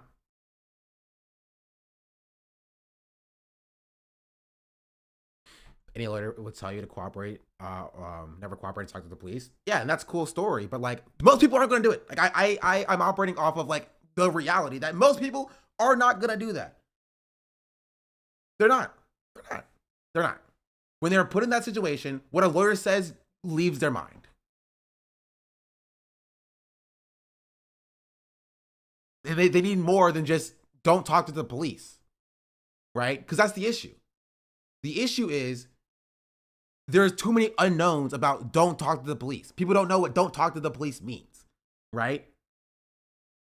They just don't. There's too many unknowns. Like, will I go to jail, right? Will they throw me in jail? Will they charge me with something? Like that's the point. Because I don't understand this argument, though. We know the right answer and what more effectively, what's the value of giving credence to any other strategy. Is my critique is critiquing that strategy of just saying, you know, shut up and then moving on from there, right? When it comes to educating the actual populace, you have to get them to understand, right, what is at stake, right? What they're going to be faced with. Because when faced with the unknown of like, they're in a situation where they are talking to the police, right? All they know is, will I have to go to jail? Yes or no? And if the answer of shut up and don't talk to the police potentially could lead to them going to jail, that advice is going to go out of their mind because they don't want to go to jail. So for people to understand that, I agree, it's about education and actually practicing asserting your rights. Yeah, that's my point. My point is that it needs to be deeper than just, you know, shut up, get a lawyer. People need to understand that, like, this is what the police are going to do. This is what you have to be aware of, right? And that maybe potentially, you know, fighting for your rights is important in the future. You feel me?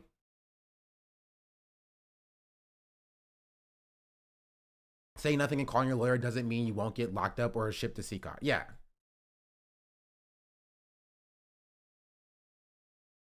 We need to tell people if that the only words they say to police are, I'm not talking to you, I like to see a lawyer, or I am afraid to go. But that doesn't work.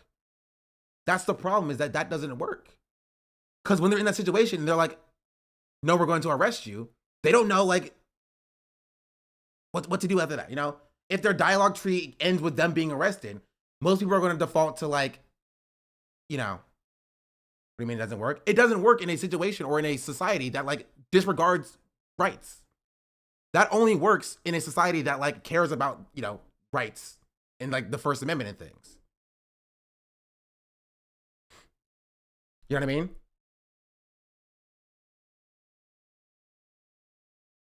You're under arrest and you should definitely shut up. I don't disagree, right? But again, that's the problem, is that people don't know that. That's my only point. My only point is that when somebody is like, you know, yes, you're going to jail, they're going to default to breaking down to being like, okay, well, like, you know, here's what you want from me. Please let me go. Please leave me alone. And that we're missing that part of the conversation when it comes to educating people about, you know, what, like, knowing their rights means, right? Or asserting their rights means. Because like, I think there's a miscommunication between what people think knowing your rights means or asserting their rights means and what it means in actuality. You feel me? And that it potentially could lead to you, you know, going to jail, right? And that you could go to jail even if you do speak up. And that's a problem, is that people have there's a misunderstanding, right, between what people think is going to happen when they talk to the police. And I don't think that we as the left do a good job of explaining to them what is going to happen when they have that conversation, right? And that's the issue, and that's the problem. Is that once they're in that situation and they're being told by the cops that, like, yo, you know, you're gonna go to jail if you don't talk to me, kind of thing, most people are going to default by talking to the police. You feel me? They just are. That's just the reality. They're not thinking about, well, this is what this lawyer on TikTok told me.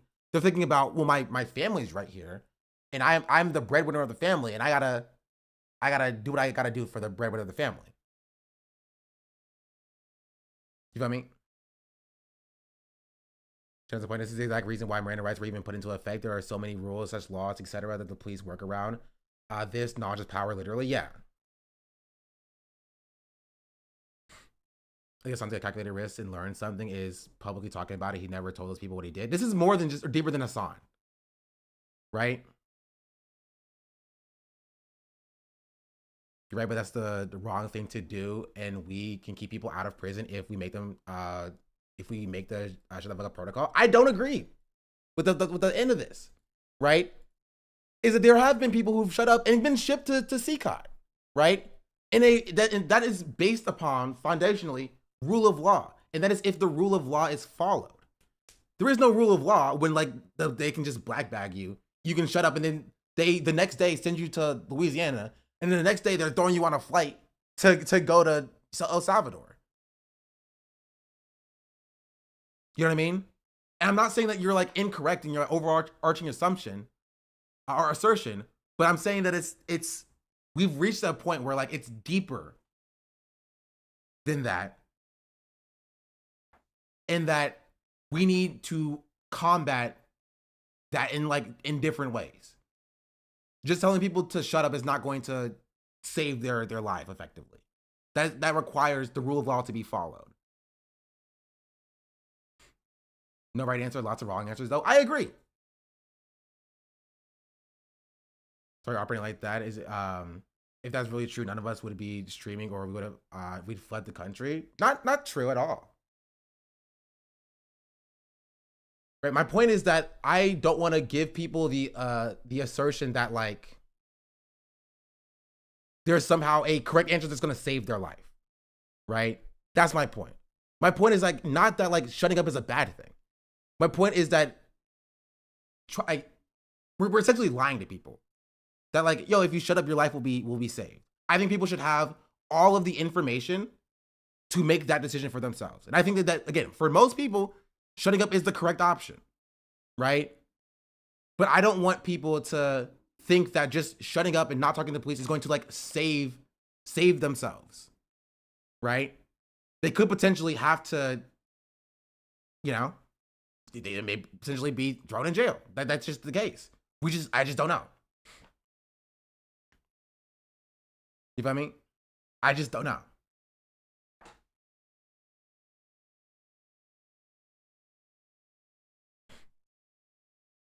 I don't know. That's my take.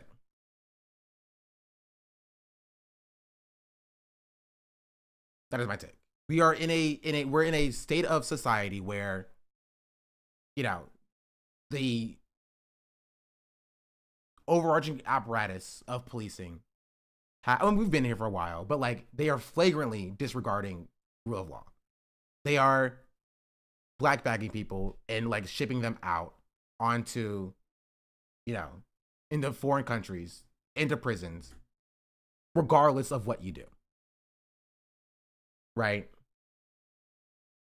And I think that, I don't think it's not useful to give people advice on how to deal with this information, right?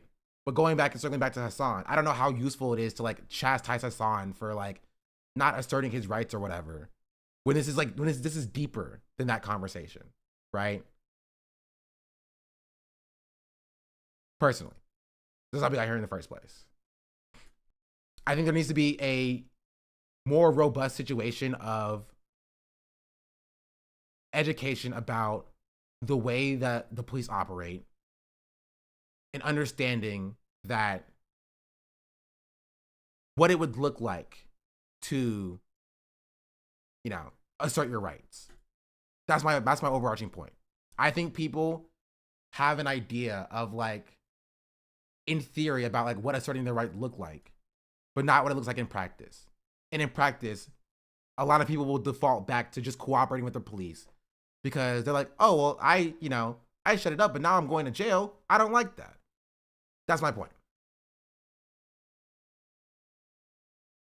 That's my point. Is that I think a lot of people have a misunderstanding about what that looks like. I think Hasan is doing a disservice by not being very clear on what he should have done. He's making a very bad example. I also don't think there's much value in armchair quarterbacking what's happening. The value is being clear on what to do in the future. I don't disagree. I think that's a fair assessment. But, you know,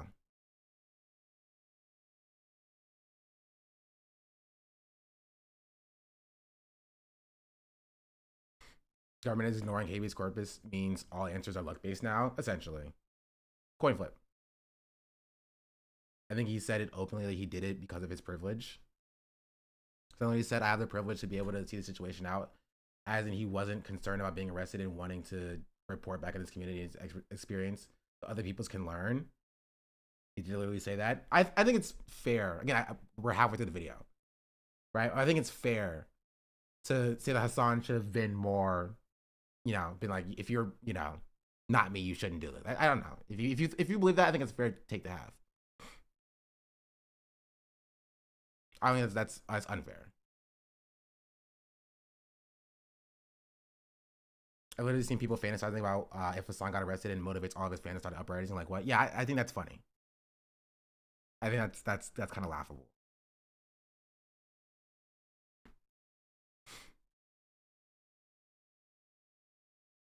My point, again, overarchingly, is that it's very easy to, and this is a problem generally about like the way content or way information is like presented on social media. It's very easy to be like, oh, you talk to the police, shut the fuck up, and everything will go swimmingly or fine or whatever. But in practice, people are like, well, I was told to shut the fuck up and things are not working out for me. They're saying that I'm going to jail and they're charging me with stuff. What is that? Like, what's like, they don't know what happens afterwards, right? And there's a level of distrust now because they're like, oh, I thought everything was going to be safe. And this is, again, problem with like TikTok. We have TikTok lawyers who are just like, yo, shut the fuck up and everything will work out. And they're like, well, now I'm going to jail. I did what I was supposed to do, and now I'm going to jail. Right? What's going on there? Right?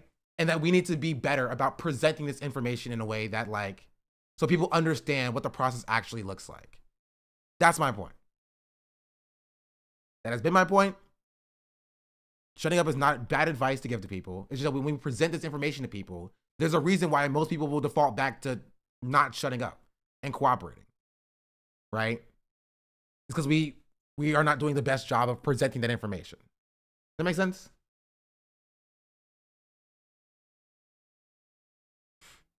There needs to be a flow chart rather than a singular path. Exactly. Exactly. Needs to go beyond a 2 rule slogan. Yeah. That's my point. Shutting up helps. It doesn't say to any people when a safe net that doesn't exist. It's natural, but it's dangerous. Just be fighting guys. Let's play fighting games. You'll be fine. My legal advice. True.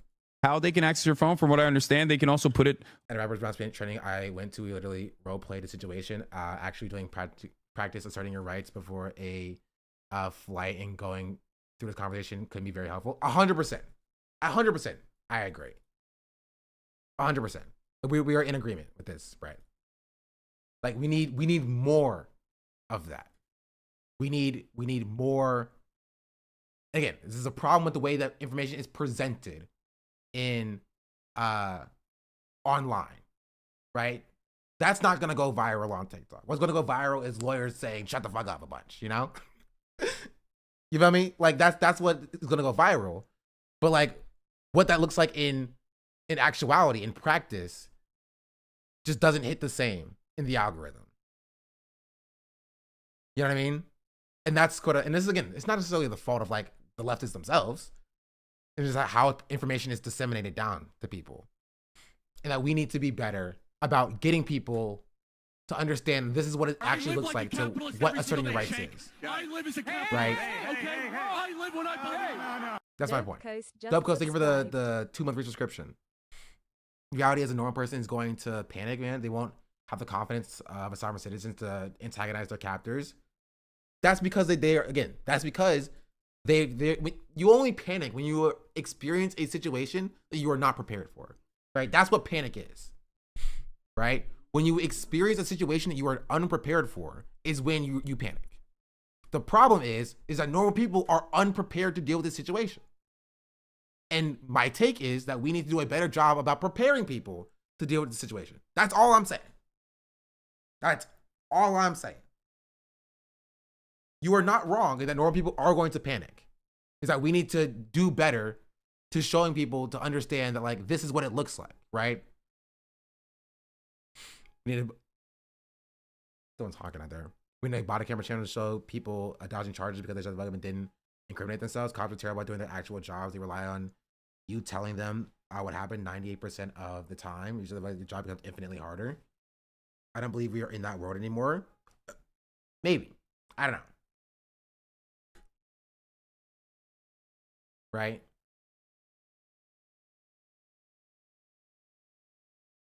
Or they're just taking dudes out of school.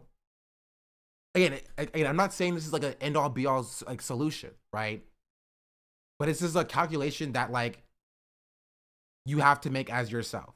And again, if you're not literally Hasan, most people are going to have to associate and align with, you know, staying quiet because that's the power you have.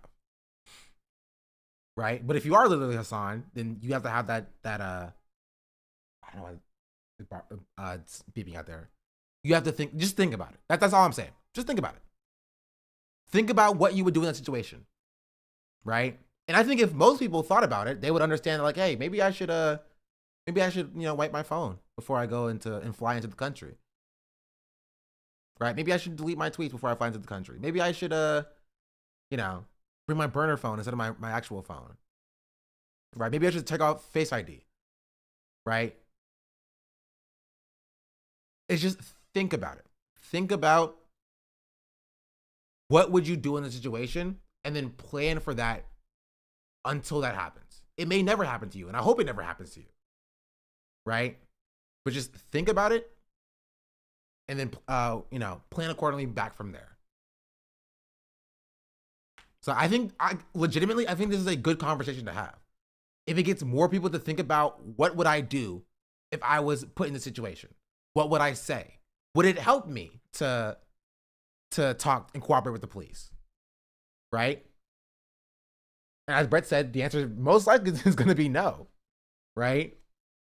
Like by and large. But if you think about that and you come to that conclusion, it's a lot easier to exercise your rights when you're in that situation. You know what I mean? So just give it a thought. Talk to your friends and your family and have them give it a thought. If you were in a situation where you were coming back from an international trip and Customs and Border Patrol stops you and drags you into a room, what would you do? And if you prepare for it, right, you won't panic if it happens.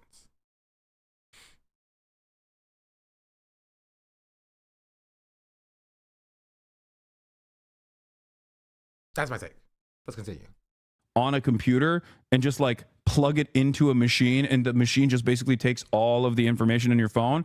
So it is what it is. I don't know if you can actually do that if your phone is on, but I was thinking about all these things. I had already unlocked the biometrics, like I disallowed biometrics, and it's a Faraday cage once you get into the detention center anyway, so you can't actually send any text messages once you're in there. There's no access to the internet. I'm sitting there and they're asking me about Trump. They're asking me about like Hamas. And he kept saying stuff like, do you like Hamas? Like, do you support Hamas? Do you think Hamas is a resistance group? Do you think Hamas is a terrorist group or a resistance group? Like, he just kept asking over and over again, right? And I kept repeating the same statement over and over again. I kept saying a couple different things. One, in terms of like Israel and all the wars, I was like, I'm on the side of civilians.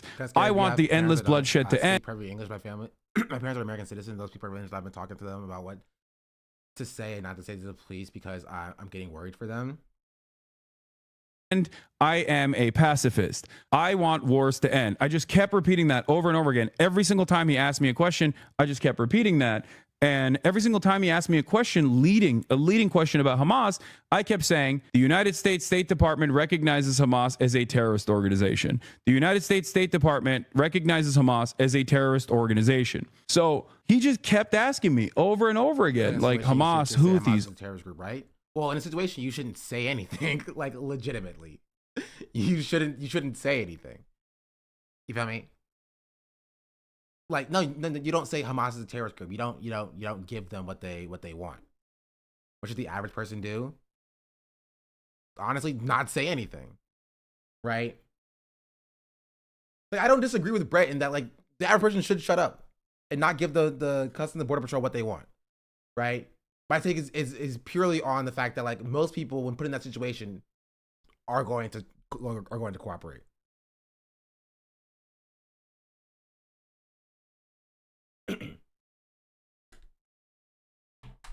Right, but it genuinely it depends. Like, I don't think your parents are like being pro Hamas. You know what I mean? Like, they're not gonna be asked that question in the first place. That's the thing. Don't say anything, but don't expect that to make your problems disappear. Exactly. Don't say anything, but don't expect that to make your problems disappear. The other person should follow their potential lawyer advice, but also they should understand why they're following this advice and look into this as soon as they can. Exactly. If you confuse Hamas with hummus, you'll be golden true. Exactly. Right? That's my point. Is that expect trouble, because the police are trouble. They're trouble, and they will give you trouble. So expect trouble from them. So when you invoke your right and you don't speak to them, they will engage in things that are, bad.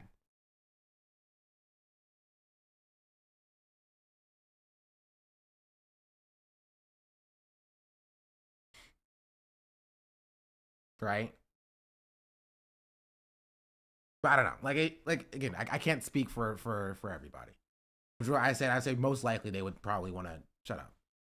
But if you're in a situation where like you're like a parent and you have your 2 young daughters, 8 and 5 years old, and Customs and Border Patrol throws you into a room for 6 hours, your daughter's just out there somewhere, like that person is going to probably comply. Is it in their best interest to comply? Probably not. No. Right? Which is why this is a terrible situation to be in general, right? Because the police will do that to you. This is their entire thing. You feel me? This is their entire thing. It takes effort. It takes work, right? To take the extra step and like assert your rights. It's not an easy thing to do. It takes practice to do, which is why, again, as I said, the left needs to be better at asserting that, or like teaching people to do that, and to be prepared for the consequences of doing so, because the police will give you trouble. They could potentially, like, you may not be under arrest, but they could potentially put you under arrest because you're being difficult, right? That is the thing that they can do, right? So just being aware about the way the police operate and making that decision when you're in that moment is the important part. Not to do a pre-watch spoiler, but for those saying that he's arguing with CP or Customs and Border Patrol, he literally at the end said that he should just said, "Am I being detained?" or asking for a lawyer, or ask for a lawyer and be silent. He wanted to push it forward to see what they would ask because he knows that he has the resources to get out of this. Yeah, I do think it's fair to be like, wanting Hasan to not tell the story. I guess I don't know. I don't know. None of this really matters. It's like Hasan got out of the situation. And we should take this and learn general lessons for this. Not like what Hasan specifically should have done, but like for the people who are watching Hasan, what they should do. Important immigration court does not give you a right to a lawyer or any small legal protection given to U.S. citizens within the judicial system, like jury of your peers, timely court cases, etc. Honestly, I'd always recommend just lawyering up and shutting up. Not sure that would be enough to save you anymore. If they want to send your ass somewhere, they might try. Yeah, that's my take. Right? That's my take. All the trying to be like, oh, do you support them? Do you like them? Like, what do you think about them? Which I thought was insane, because the reality of the matter is, up until this can be swayed by the perception of the detainees' vibes. If it's not outright arrest, for some it may be some value in baseline compliance. I mean, again, that's why I said there's levels to it, right? Like if Customs and Border Patrol pull you to the side, not be like, get off me, I'm not going with you. You feel me? Like, because you are legally required to do that, that's an escalation, right? So there's a level of gray area in like, not like completely don't comply with the police. Because again, that can mean different things for different people in different situations, right? Which is why I push back when people say, oh, just don't comply. But instead, knowing your rights and asserting your rights. Because like, if knowing your rights, understanding that means, right, that you don't have a right to like not like, go with the Customs and Border Patrol agent at that point, right? So knowing your rights would know that you can't like physically like run away from them or whatever. But like knowing that like of what they can and can't make you say or do, right? That's what knowing your rights is about. Which is a problem. Again, this is a problem with general one-word phrases and not going past that. Like don't comply doesn't mean run away from the police. Knowing your rights is not essentially not complying, and I think you're incorrect, chatter. Because compliance means different things for different people in different situations, right? And it's very important when you are giving people advice that they understand what you're saying, right? And what compliance is, what compliance looks like. They might hear no compliance and basically hear, don't go with the Border Patrol agent, right? And this is my overarching point, is that we need to be better about education and telling people exactly what we mean when we say, like, know your rights and assert your rights. And when you say don't comply, telling people what that means. You know? This very moment, if you were to say, as an American citizen, you stand 10 toes down with Hamas or you stand 10 toes down with the Houthis or whatever they can't deny you entry into the country for that. But I don't know what the they're trying to do. So I was like, I'm not going to go beyond it. I'm not going to go beyond just like reiterating over and over again the American government's position. Not going with them, fighting them, running, mouthing off, etc. Compliance is going with them and doing what they say. But does it mean answer your question that I have to ask? I don't think so, but it might just be semantics. But that's the problem, is that like it can be interpreted differently for different people, right? We're talking about people who don't have any know-how, right? We're talking about people who don't have any like they don't know about any of this stuff. The root issue here is that these people, they normies, they don't know about any of this stuff, right? And you don't want them to take compliance to mean, you know, not going with them. That's the issue. Is we have to be very clear about what we mean when we say non-compliance.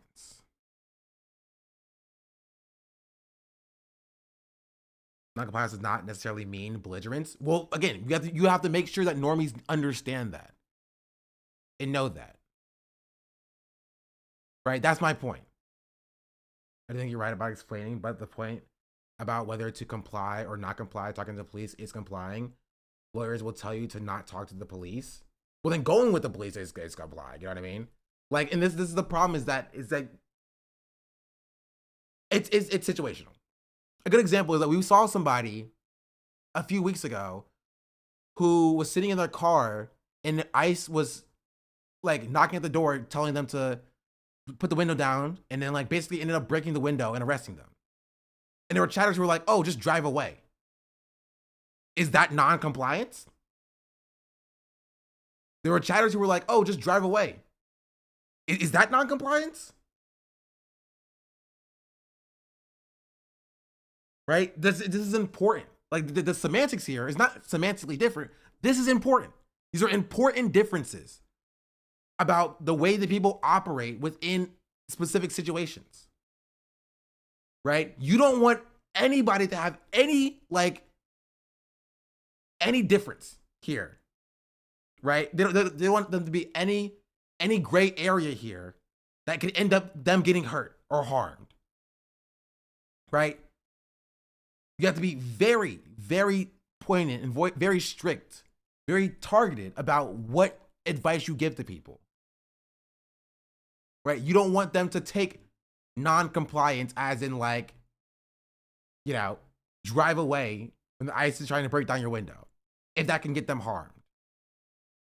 Maybe that's the correct decision to make at a specific instance, right? But when you're talking about very general, overarching advice, you have to be very specific about what advice you're giving them. That's the point. Right? That's the point. He writes it's such a different meaning for undocumented migrants too, because it's a separate paralegal system for people to be funneled into, and without any rights and any enforcement against the state, trampling proper proceedings. Yeah. Because the stakes actually matter. This is an internet shit, and it can impact someone's livelihood. Exactly. Exactly. Right. And this is we're far off away from like Hasan specifically. Right. It's all contextual, so you can't take a chatter saying something to mean general advice. But that's what I'm talking about, chatter. You're also a chatter saying something. Right? My take is that it's all contextual. My take is that there's not a one size fits all for advice here. And that we have to be, you know, targeted in the advice that we give and what it means. Right? So you could take non-compliance to mean don't talk to the police, right? I'm not worried about you. Right? I'm worried about like the you know, the mother and father of 4, right, who don't speak much English, and what decisions that they decide to make. I'm worried about the normie, like, you know, the normie out here, and what decision that they decide to make. right? We have to be very targeted in what advice we decide to give. And maybe there's something that's more effective than just saying, be non-compliant, right? Or he'll tell you to assert your rights and not talk to the police. I think that's good advice, but that's not what I'm talking about. And this is the problem, is that y'all don't listen. Y'all do not listen. Y'all do not listen.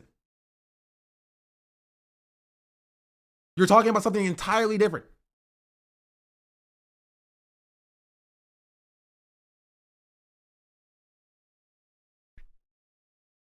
This is why helping people have a fuller explanation of the nuance, promoting critical thinking rather than just giving talking points is immensely more helpful, albeit way more difficult to inform people with. That's literally what I'm saying. That's literally what I'm saying.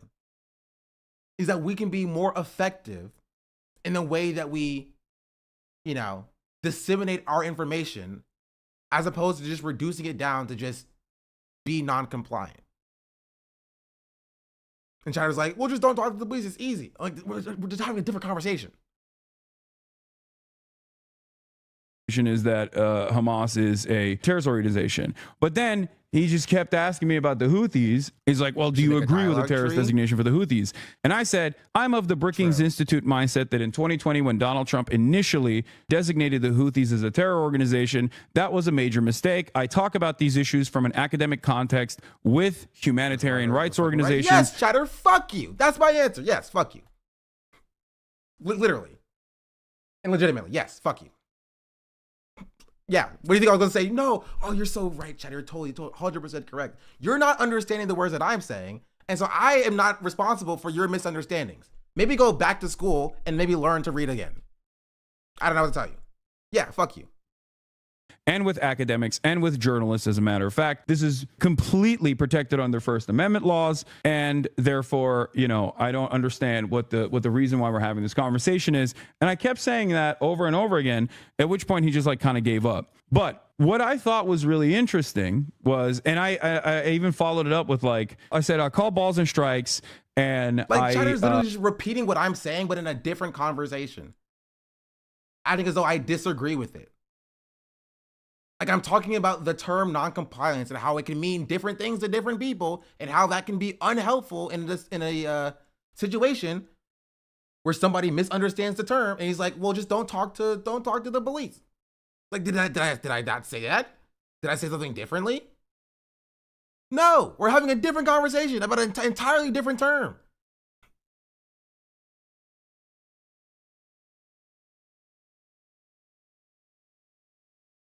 Chatter just saying what I'm saying, but different.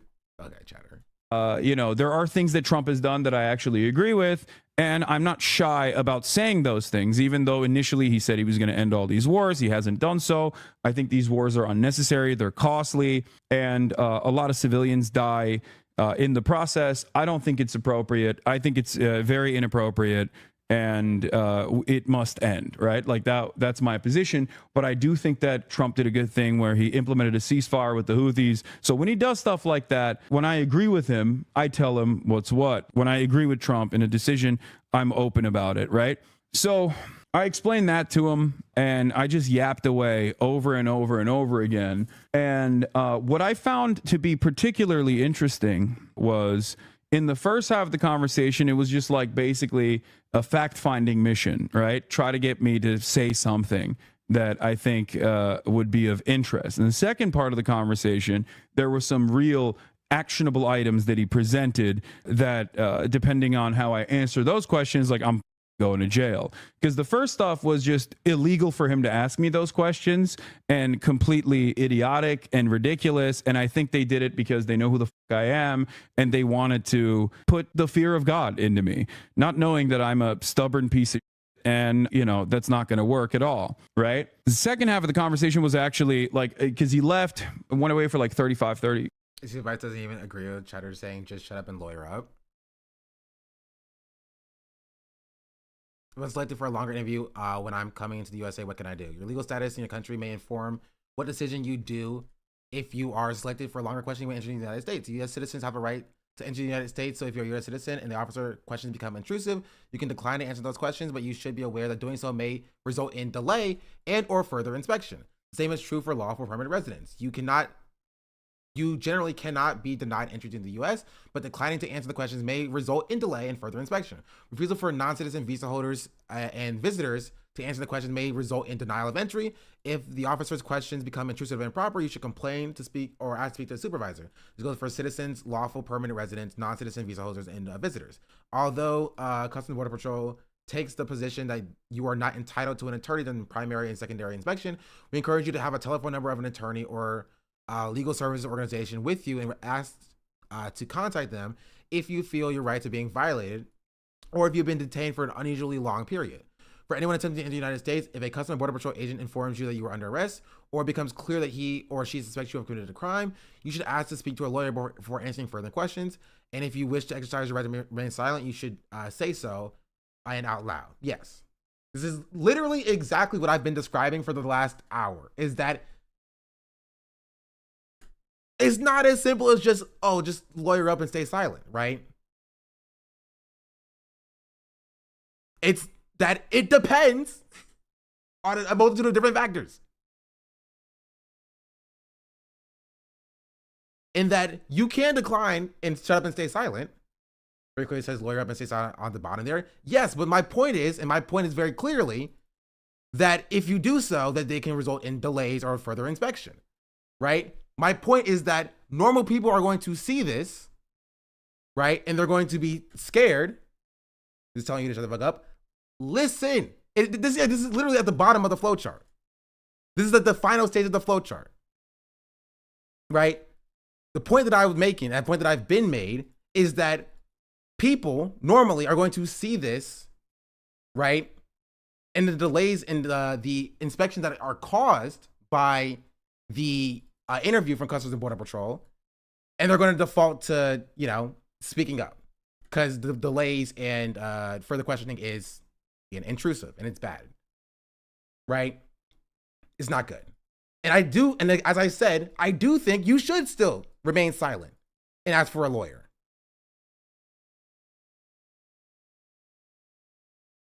There's nothing in this says anything about talking to the police. I've never said that you should talk to the police.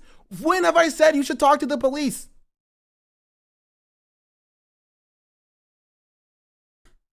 When? I'm explaining to you why people talk to the police. I'm literally giving you analysis of why people do it. I'm saying this is why people talk to the police. I'm not saying it's good. I'm not saying they should. I'm saying this is why people do it. I'm explaining to them why people converse, why people cooperate. This is literally all I've been doing. All I've been doing. When put in this situation, especially when they are scared, right? And potentially can be refused right into the country, right? This is the reason why people are end up defaulting to talking to the police. And we have to do better. We have to do better to explaining to people about what could possibly happen, right? This is literally doing exactly what I've been saying, is that they have to explain that depending on your situation, right? You could be denied entry into the country. And that is a reality that people are going to have to contest with. And they have to understand that this may happen.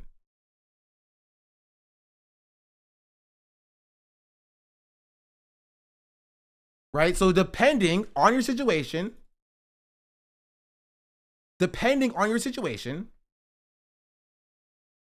right, the choices you decide to make is guided by whether you're a citizen, whether you're a legal or lawful permanent resident, or whether you are a non-citizen visa holder, and that guides what decision you make.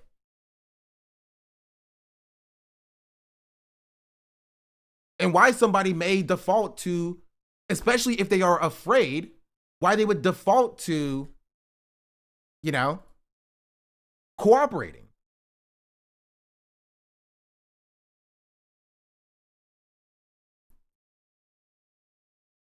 someone entered the with the visa, do I have a constitutional right before entry into the U.S. proper? I thought as a current admin determined that wasn't the case. What do you mean? Or have constitutional rights? Oh, honestly, I don't know. I don't know.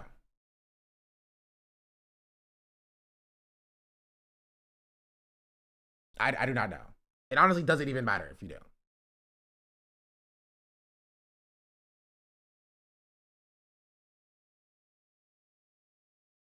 I'm not saying you're saying that, but the ACLU makes it very clear that you should shut the fuck up, and the chat isn't understanding that, in my opinion. Okay, then I don't know what your beef is with me. I'm not chat. You can yell at chat all you want to. Yell at chat. I don't care.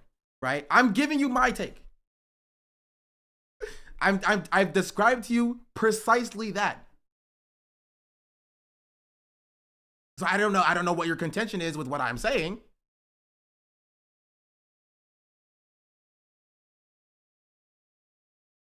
Is that when faced with this discussion, when faced with this situation, a lot of people, right, normal people who are not tapped in, are going to default to cooperation. And that is a failure on our part, right? That is a failure on our part. As the wider left, we have failed, right? If people think they're like, oh, I'll just do this and then, you know, I'll get out of here. We have failed, if that is the case, right? We need to do a better job of explaining what will happen when they do not cooperate and they invoke their rights, right? So they can be prepared for it. And even if they do cooperate, what can still happen in that situation, right? The same way that not cooperating is not a get out of jail free card, cooperating is also not a get out of jail free card, right? You're not guaranteed in any interaction with the police, including with Customs and Border Patrol, you're not guaranteed to leave. Once you start talking to, like the police, there's no guarantee you're leaving. Like, this is just the case. We're in America, right? And so a lot of people, because they are scared of the unknown of like, they don't know what will happen if they don't cooperate, they default to cooperating. That's all I'm describing. That's all I'm describing.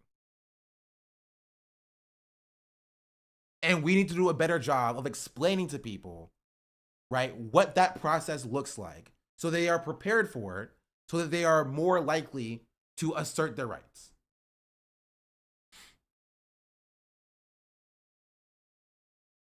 That's it. That's all I've been saying. All I've been saying. Right? We need more than just, you know, shut up, ask for a lawyer. Right? And this is more, this is literally all I've been wanting, right? People need to understand the consequences of non-compliance, if you will. Right? They need to understand what could possibly happen if they don't cooperate with Customs and Border Patrol. Because if they are caught off guard, right? If they are caught off guard, then they'll just default back to like compliance. They just will. You know? They just will. That sentence is a critical part of the paragraph. I disagree. I think that that this is more critical. I think people understanding that, you know, this, right, exists, and that they have their rights allow for this to happen, not just more critical, it's equally as critical. Right? But I think for non-citizens, this is even more important. You feel me? Like, they have to be aware of it. Who says for anyone intending to enter the US? Yes. But again, it doesn't matter. It doesn't matter because even if they understand this, even if they know that this is the best option in the dialogue tree, right? If they enter unfamiliar territory, they're going to default back to what they know, right? They're going to default back to compliance. Once they have entered unfamiliar territory, they're going to go to what's familiar to them, and that is, you know, be nice to the police. This is necessary, right? But it requires practice to do. And we need to help people understand that it's an option.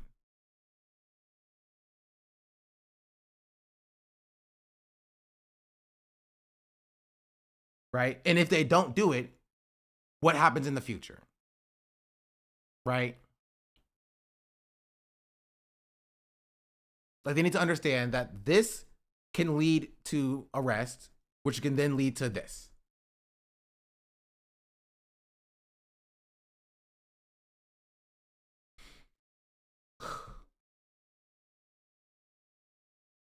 Jeez Louise.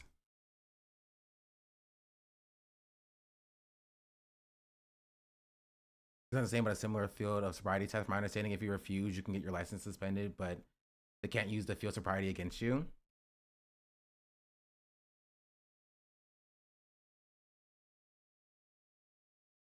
I blame the Pot brothers at law for how much of a train wreck this conversation has been. No, it's not the Pot brothers' fault. I think they do positive work. Right? I just think it's like it's a half step, you know? It's a half step, and we need to get all the way there. I know I like them. I was just kidding. But we need to get all the way to the end of the conversation, right? And that is because there's a step before being under arrest, you know? There is the interrogation part where they are gathering evidence and information and potentially putting you under arrest. And I think, like, and honestly, there's a conversation about like them already having the information to have you under arrest in the first place. And so, like, okay, this is why it's important. There is a world where a person, you can show up and you're like, oh, I'm gonna comply because I'm gonna get out. You comply, but they still arrest you because they have all this prior information on you, right? There's also a world where somebody comes in, they have nothing on you, and you incriminate yourself, and they still arrest you, right? Like, these are all things that could possibly happen. And so you have to be aware that if you get into the situation regardless, to like sit down and shut up. And this is good. If you're under arrest at any point, you should just shut up and ask for a lawyer, right? And I think that a big rift here in chat is that there is a difference in like, actually, I don't even know. It doesn't even matter. Just don't.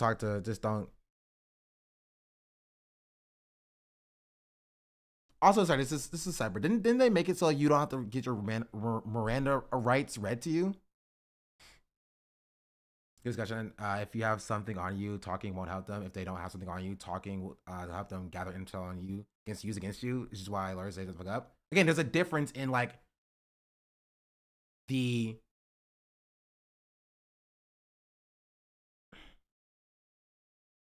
question for chatter. If you're going through customs and they ask you if you have any liquids in your bag, do you tell them?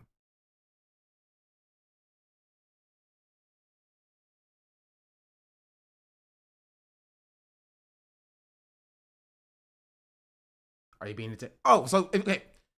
If you're going through TSA and you say any liquids in the bag, you say, "Am I being detained?" Like, is that what you say? Like, any liquids in here, sir? Am I being detained? Am I being detained? No, I'm in a situation. Like the situation that Hasan described. You are like being allowed in. You're talking to a customs agent, and they ask you, and like while like looking at your passport, do you have liquids in your bag?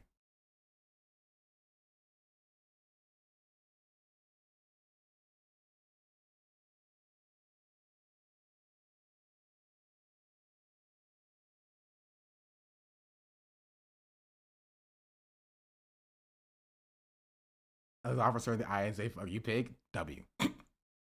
Do you have any batteries? I want a lawyer. Sounds like he was brought into another room where the question was being asked. That's not what I asked, chatter. That's not what I asked. Answer my question. I'm not talking about Hasan's situation. I'm talking about when you're in line to enter into the country. I had to do it when I was in France. I come back from France. I landed in Philadelphia. They were like, "Do you have anything in your bag that you bought while in the country?" And I was like, "I got a little Eiffel Tower statue." And he was like, "All right, cool. Come on in." Do you answer that question? It's a question that I have.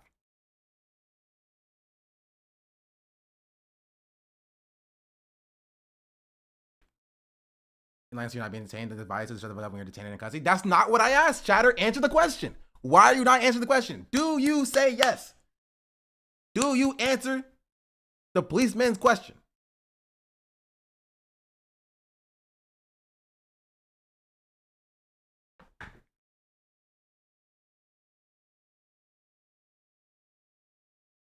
She's not CBP. No, when you are coming into the country and you have customs, you have to go through Customs and Border Patrol to go into the country. They stop you.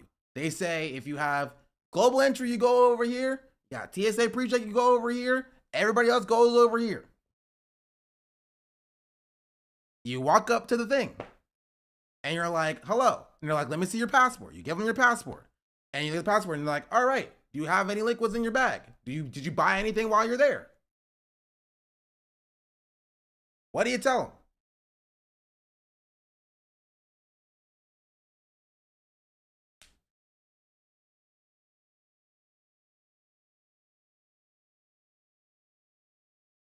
Should you engage with them as you see, but once you're detained, shut the fuck up? That's not what you said, though. So you see how this chatter switched it up? Now it's when you're detained, shut the fuck up. You said, don't talk to the cops at all, ever. That was what you've been saying for the past freaking 30 minutes. Never talk to the police. Don't talk to the police. My point that I'm making is that there's always some level of compliance just subscribed to get through the process. That's the point that I'm making.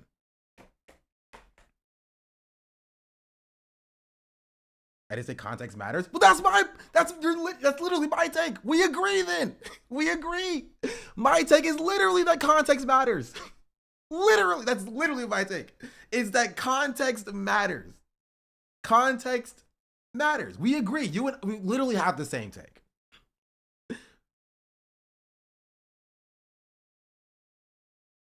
Literally have the same take. My take is that there's just some level of compliance that you have to do to get through the process, right? And that illustrating that and demonstrating that to people that we're trying to educate is important, right? That's literally it. Is that it's important for us to be very, direct about what we tell them to do and not to do, right? If you said earlier that like if you are detained or arrested, shut the fuck up, get a lawyer. Like, I would have been like, yeah, I agree with you. Right? But it's not as simple as, never talk to the police or never be compliant, right?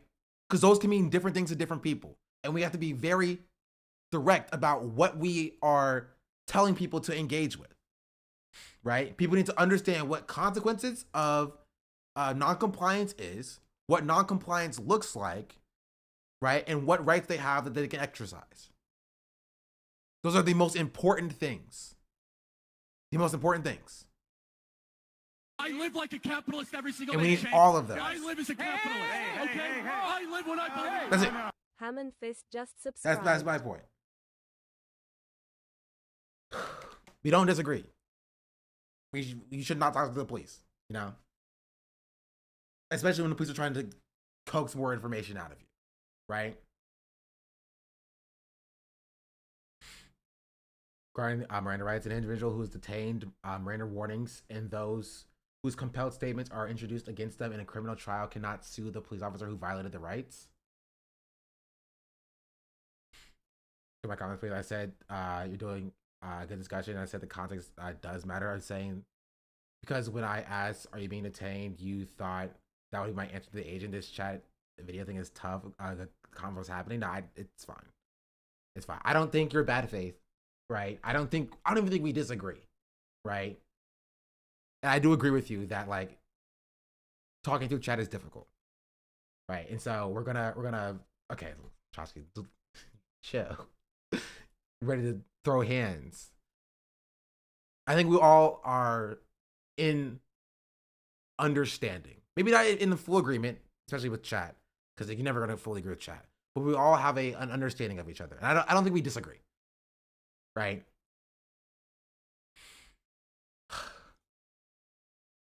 Jeez Louise.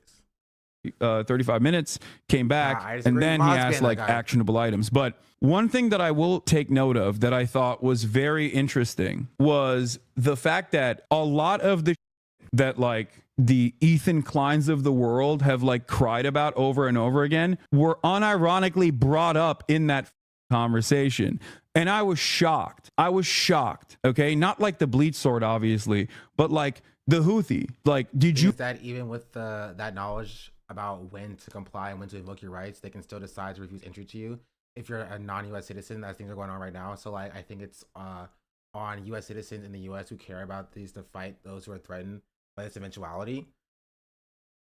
The issue is I don't see U.S. citizens who are like invoking their rights and being wrongfully arrested and then like being taken to court is meaningful because the courts don't hold any power currently. Right? That's kind of the issue. It's that the courts as they currently exist are like ruling in favor of the US citizens, and the administration and their arms are ignoring it. Right? That's the only issue.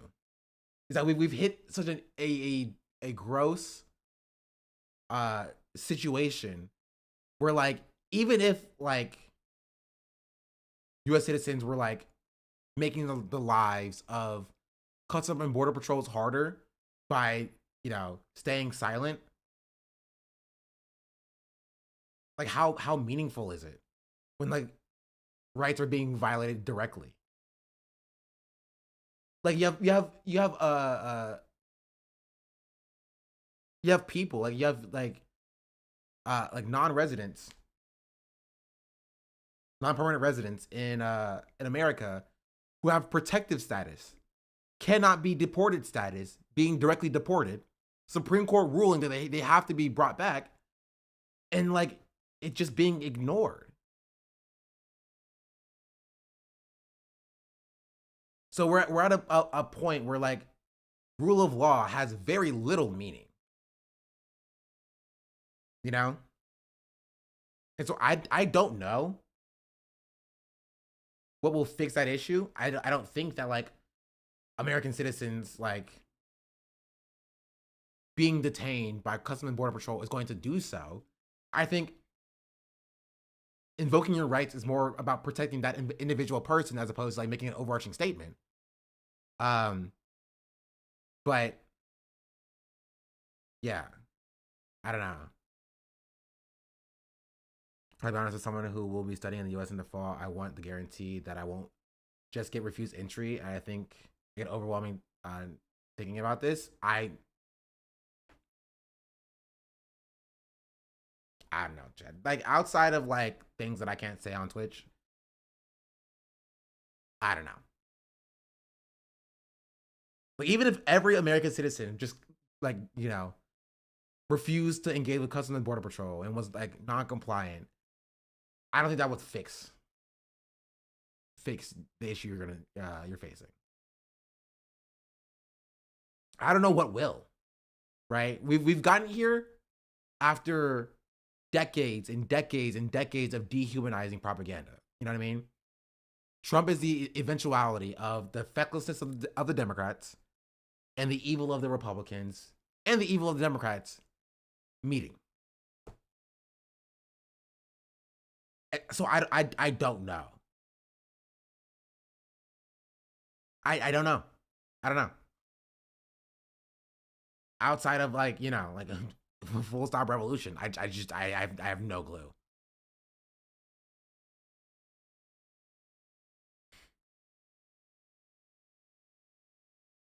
Wait, but did you see the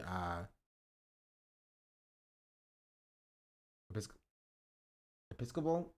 Can't read. A church and their resettlement program with the government because of the white African migrants? No. I can't say it either. I'm right there with you. I did not see that actually, but that's kind of a W. That's also a separate thing. Like, oh, she's the freaking Louise, bro. That's like a separate. Like we spent like 2 hours having this conversation about like know your rights and like Customs and Border Patrol. That honestly, I think it's a good conversation, but it was completely like not productive because I felt like, especially after being in that having that conversation, I felt like we all just agreed with each other and disagreed on like little semantic differences, like as leftists do. And it was kind of unnecessary to have a little bit. And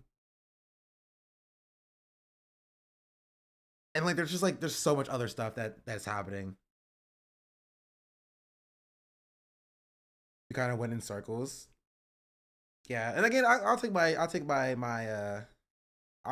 credit for my part in it. Like, I don't think I did the best job of explaining my position, which then led people to misunderstand my position and then argue about that position. And then I had to be, combative and argue about that position as well. And then chat came in and people started arguing against chat, and then chat got arguing against each other. And I started arguing with chat, and then it got nowhere. Even though we all pretty much at least understood where we were all coming from.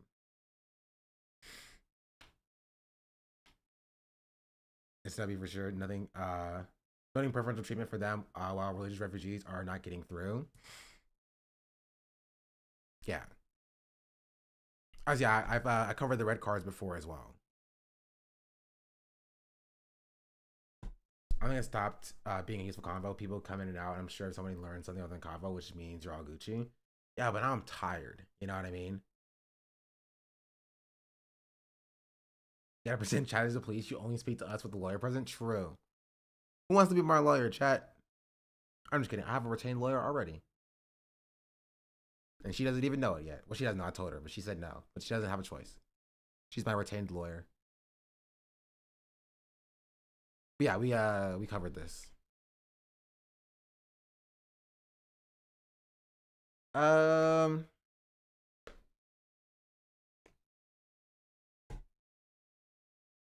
got 20 minutes into this 40-minute video.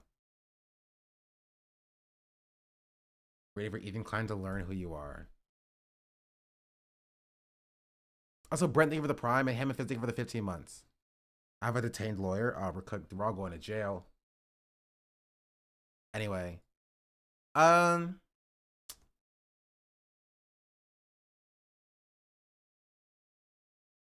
Yesterday I played Marvel Rivals. Right? Sean, and I did very well in the game. Princess. Mr. Noobstar just subscribed. I am a leftist of color nerd face.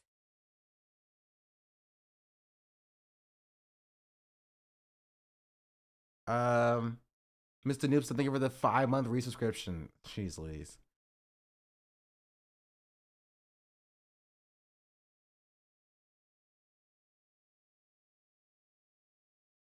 Sorry, I'm trying to find it.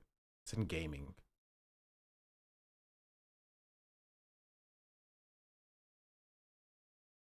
Yeah, so I played 2 matches. One match I got. This was crazy. I think this was a quick match. It wasn't a ranked. I got 30 kills, 0 deaths. They got 0, 0, 0, 0, 0, 0. 0 kills. But I played another match, and it was a long match. It was like, let's see if I can find it.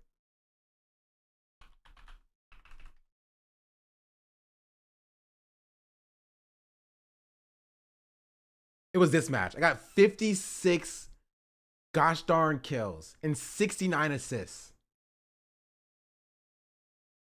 56 kills, 69 assists, 10.42 KD, 70,000 healing.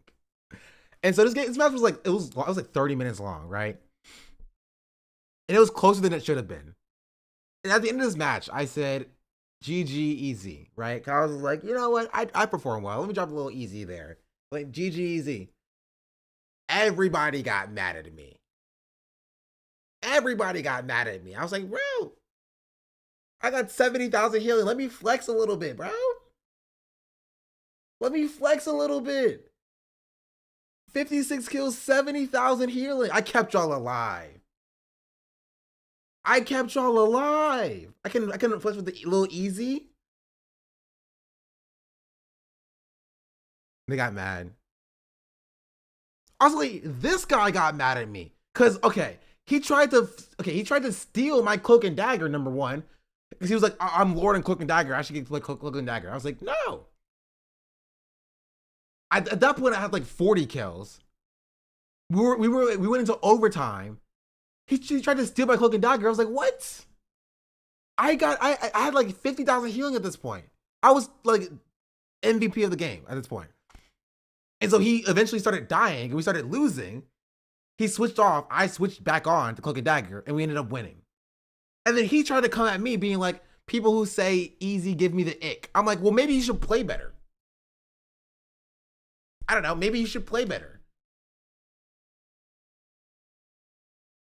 People who suck at the game give me an ick. I had more damage than you did, Mr. DPS.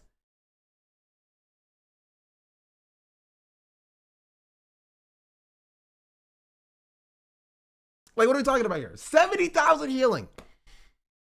I have to close the game after this. Actually, no, I'll play one more time. We still won. Actually, no, we lost. Wait, no, we won. Yeah, no, we won.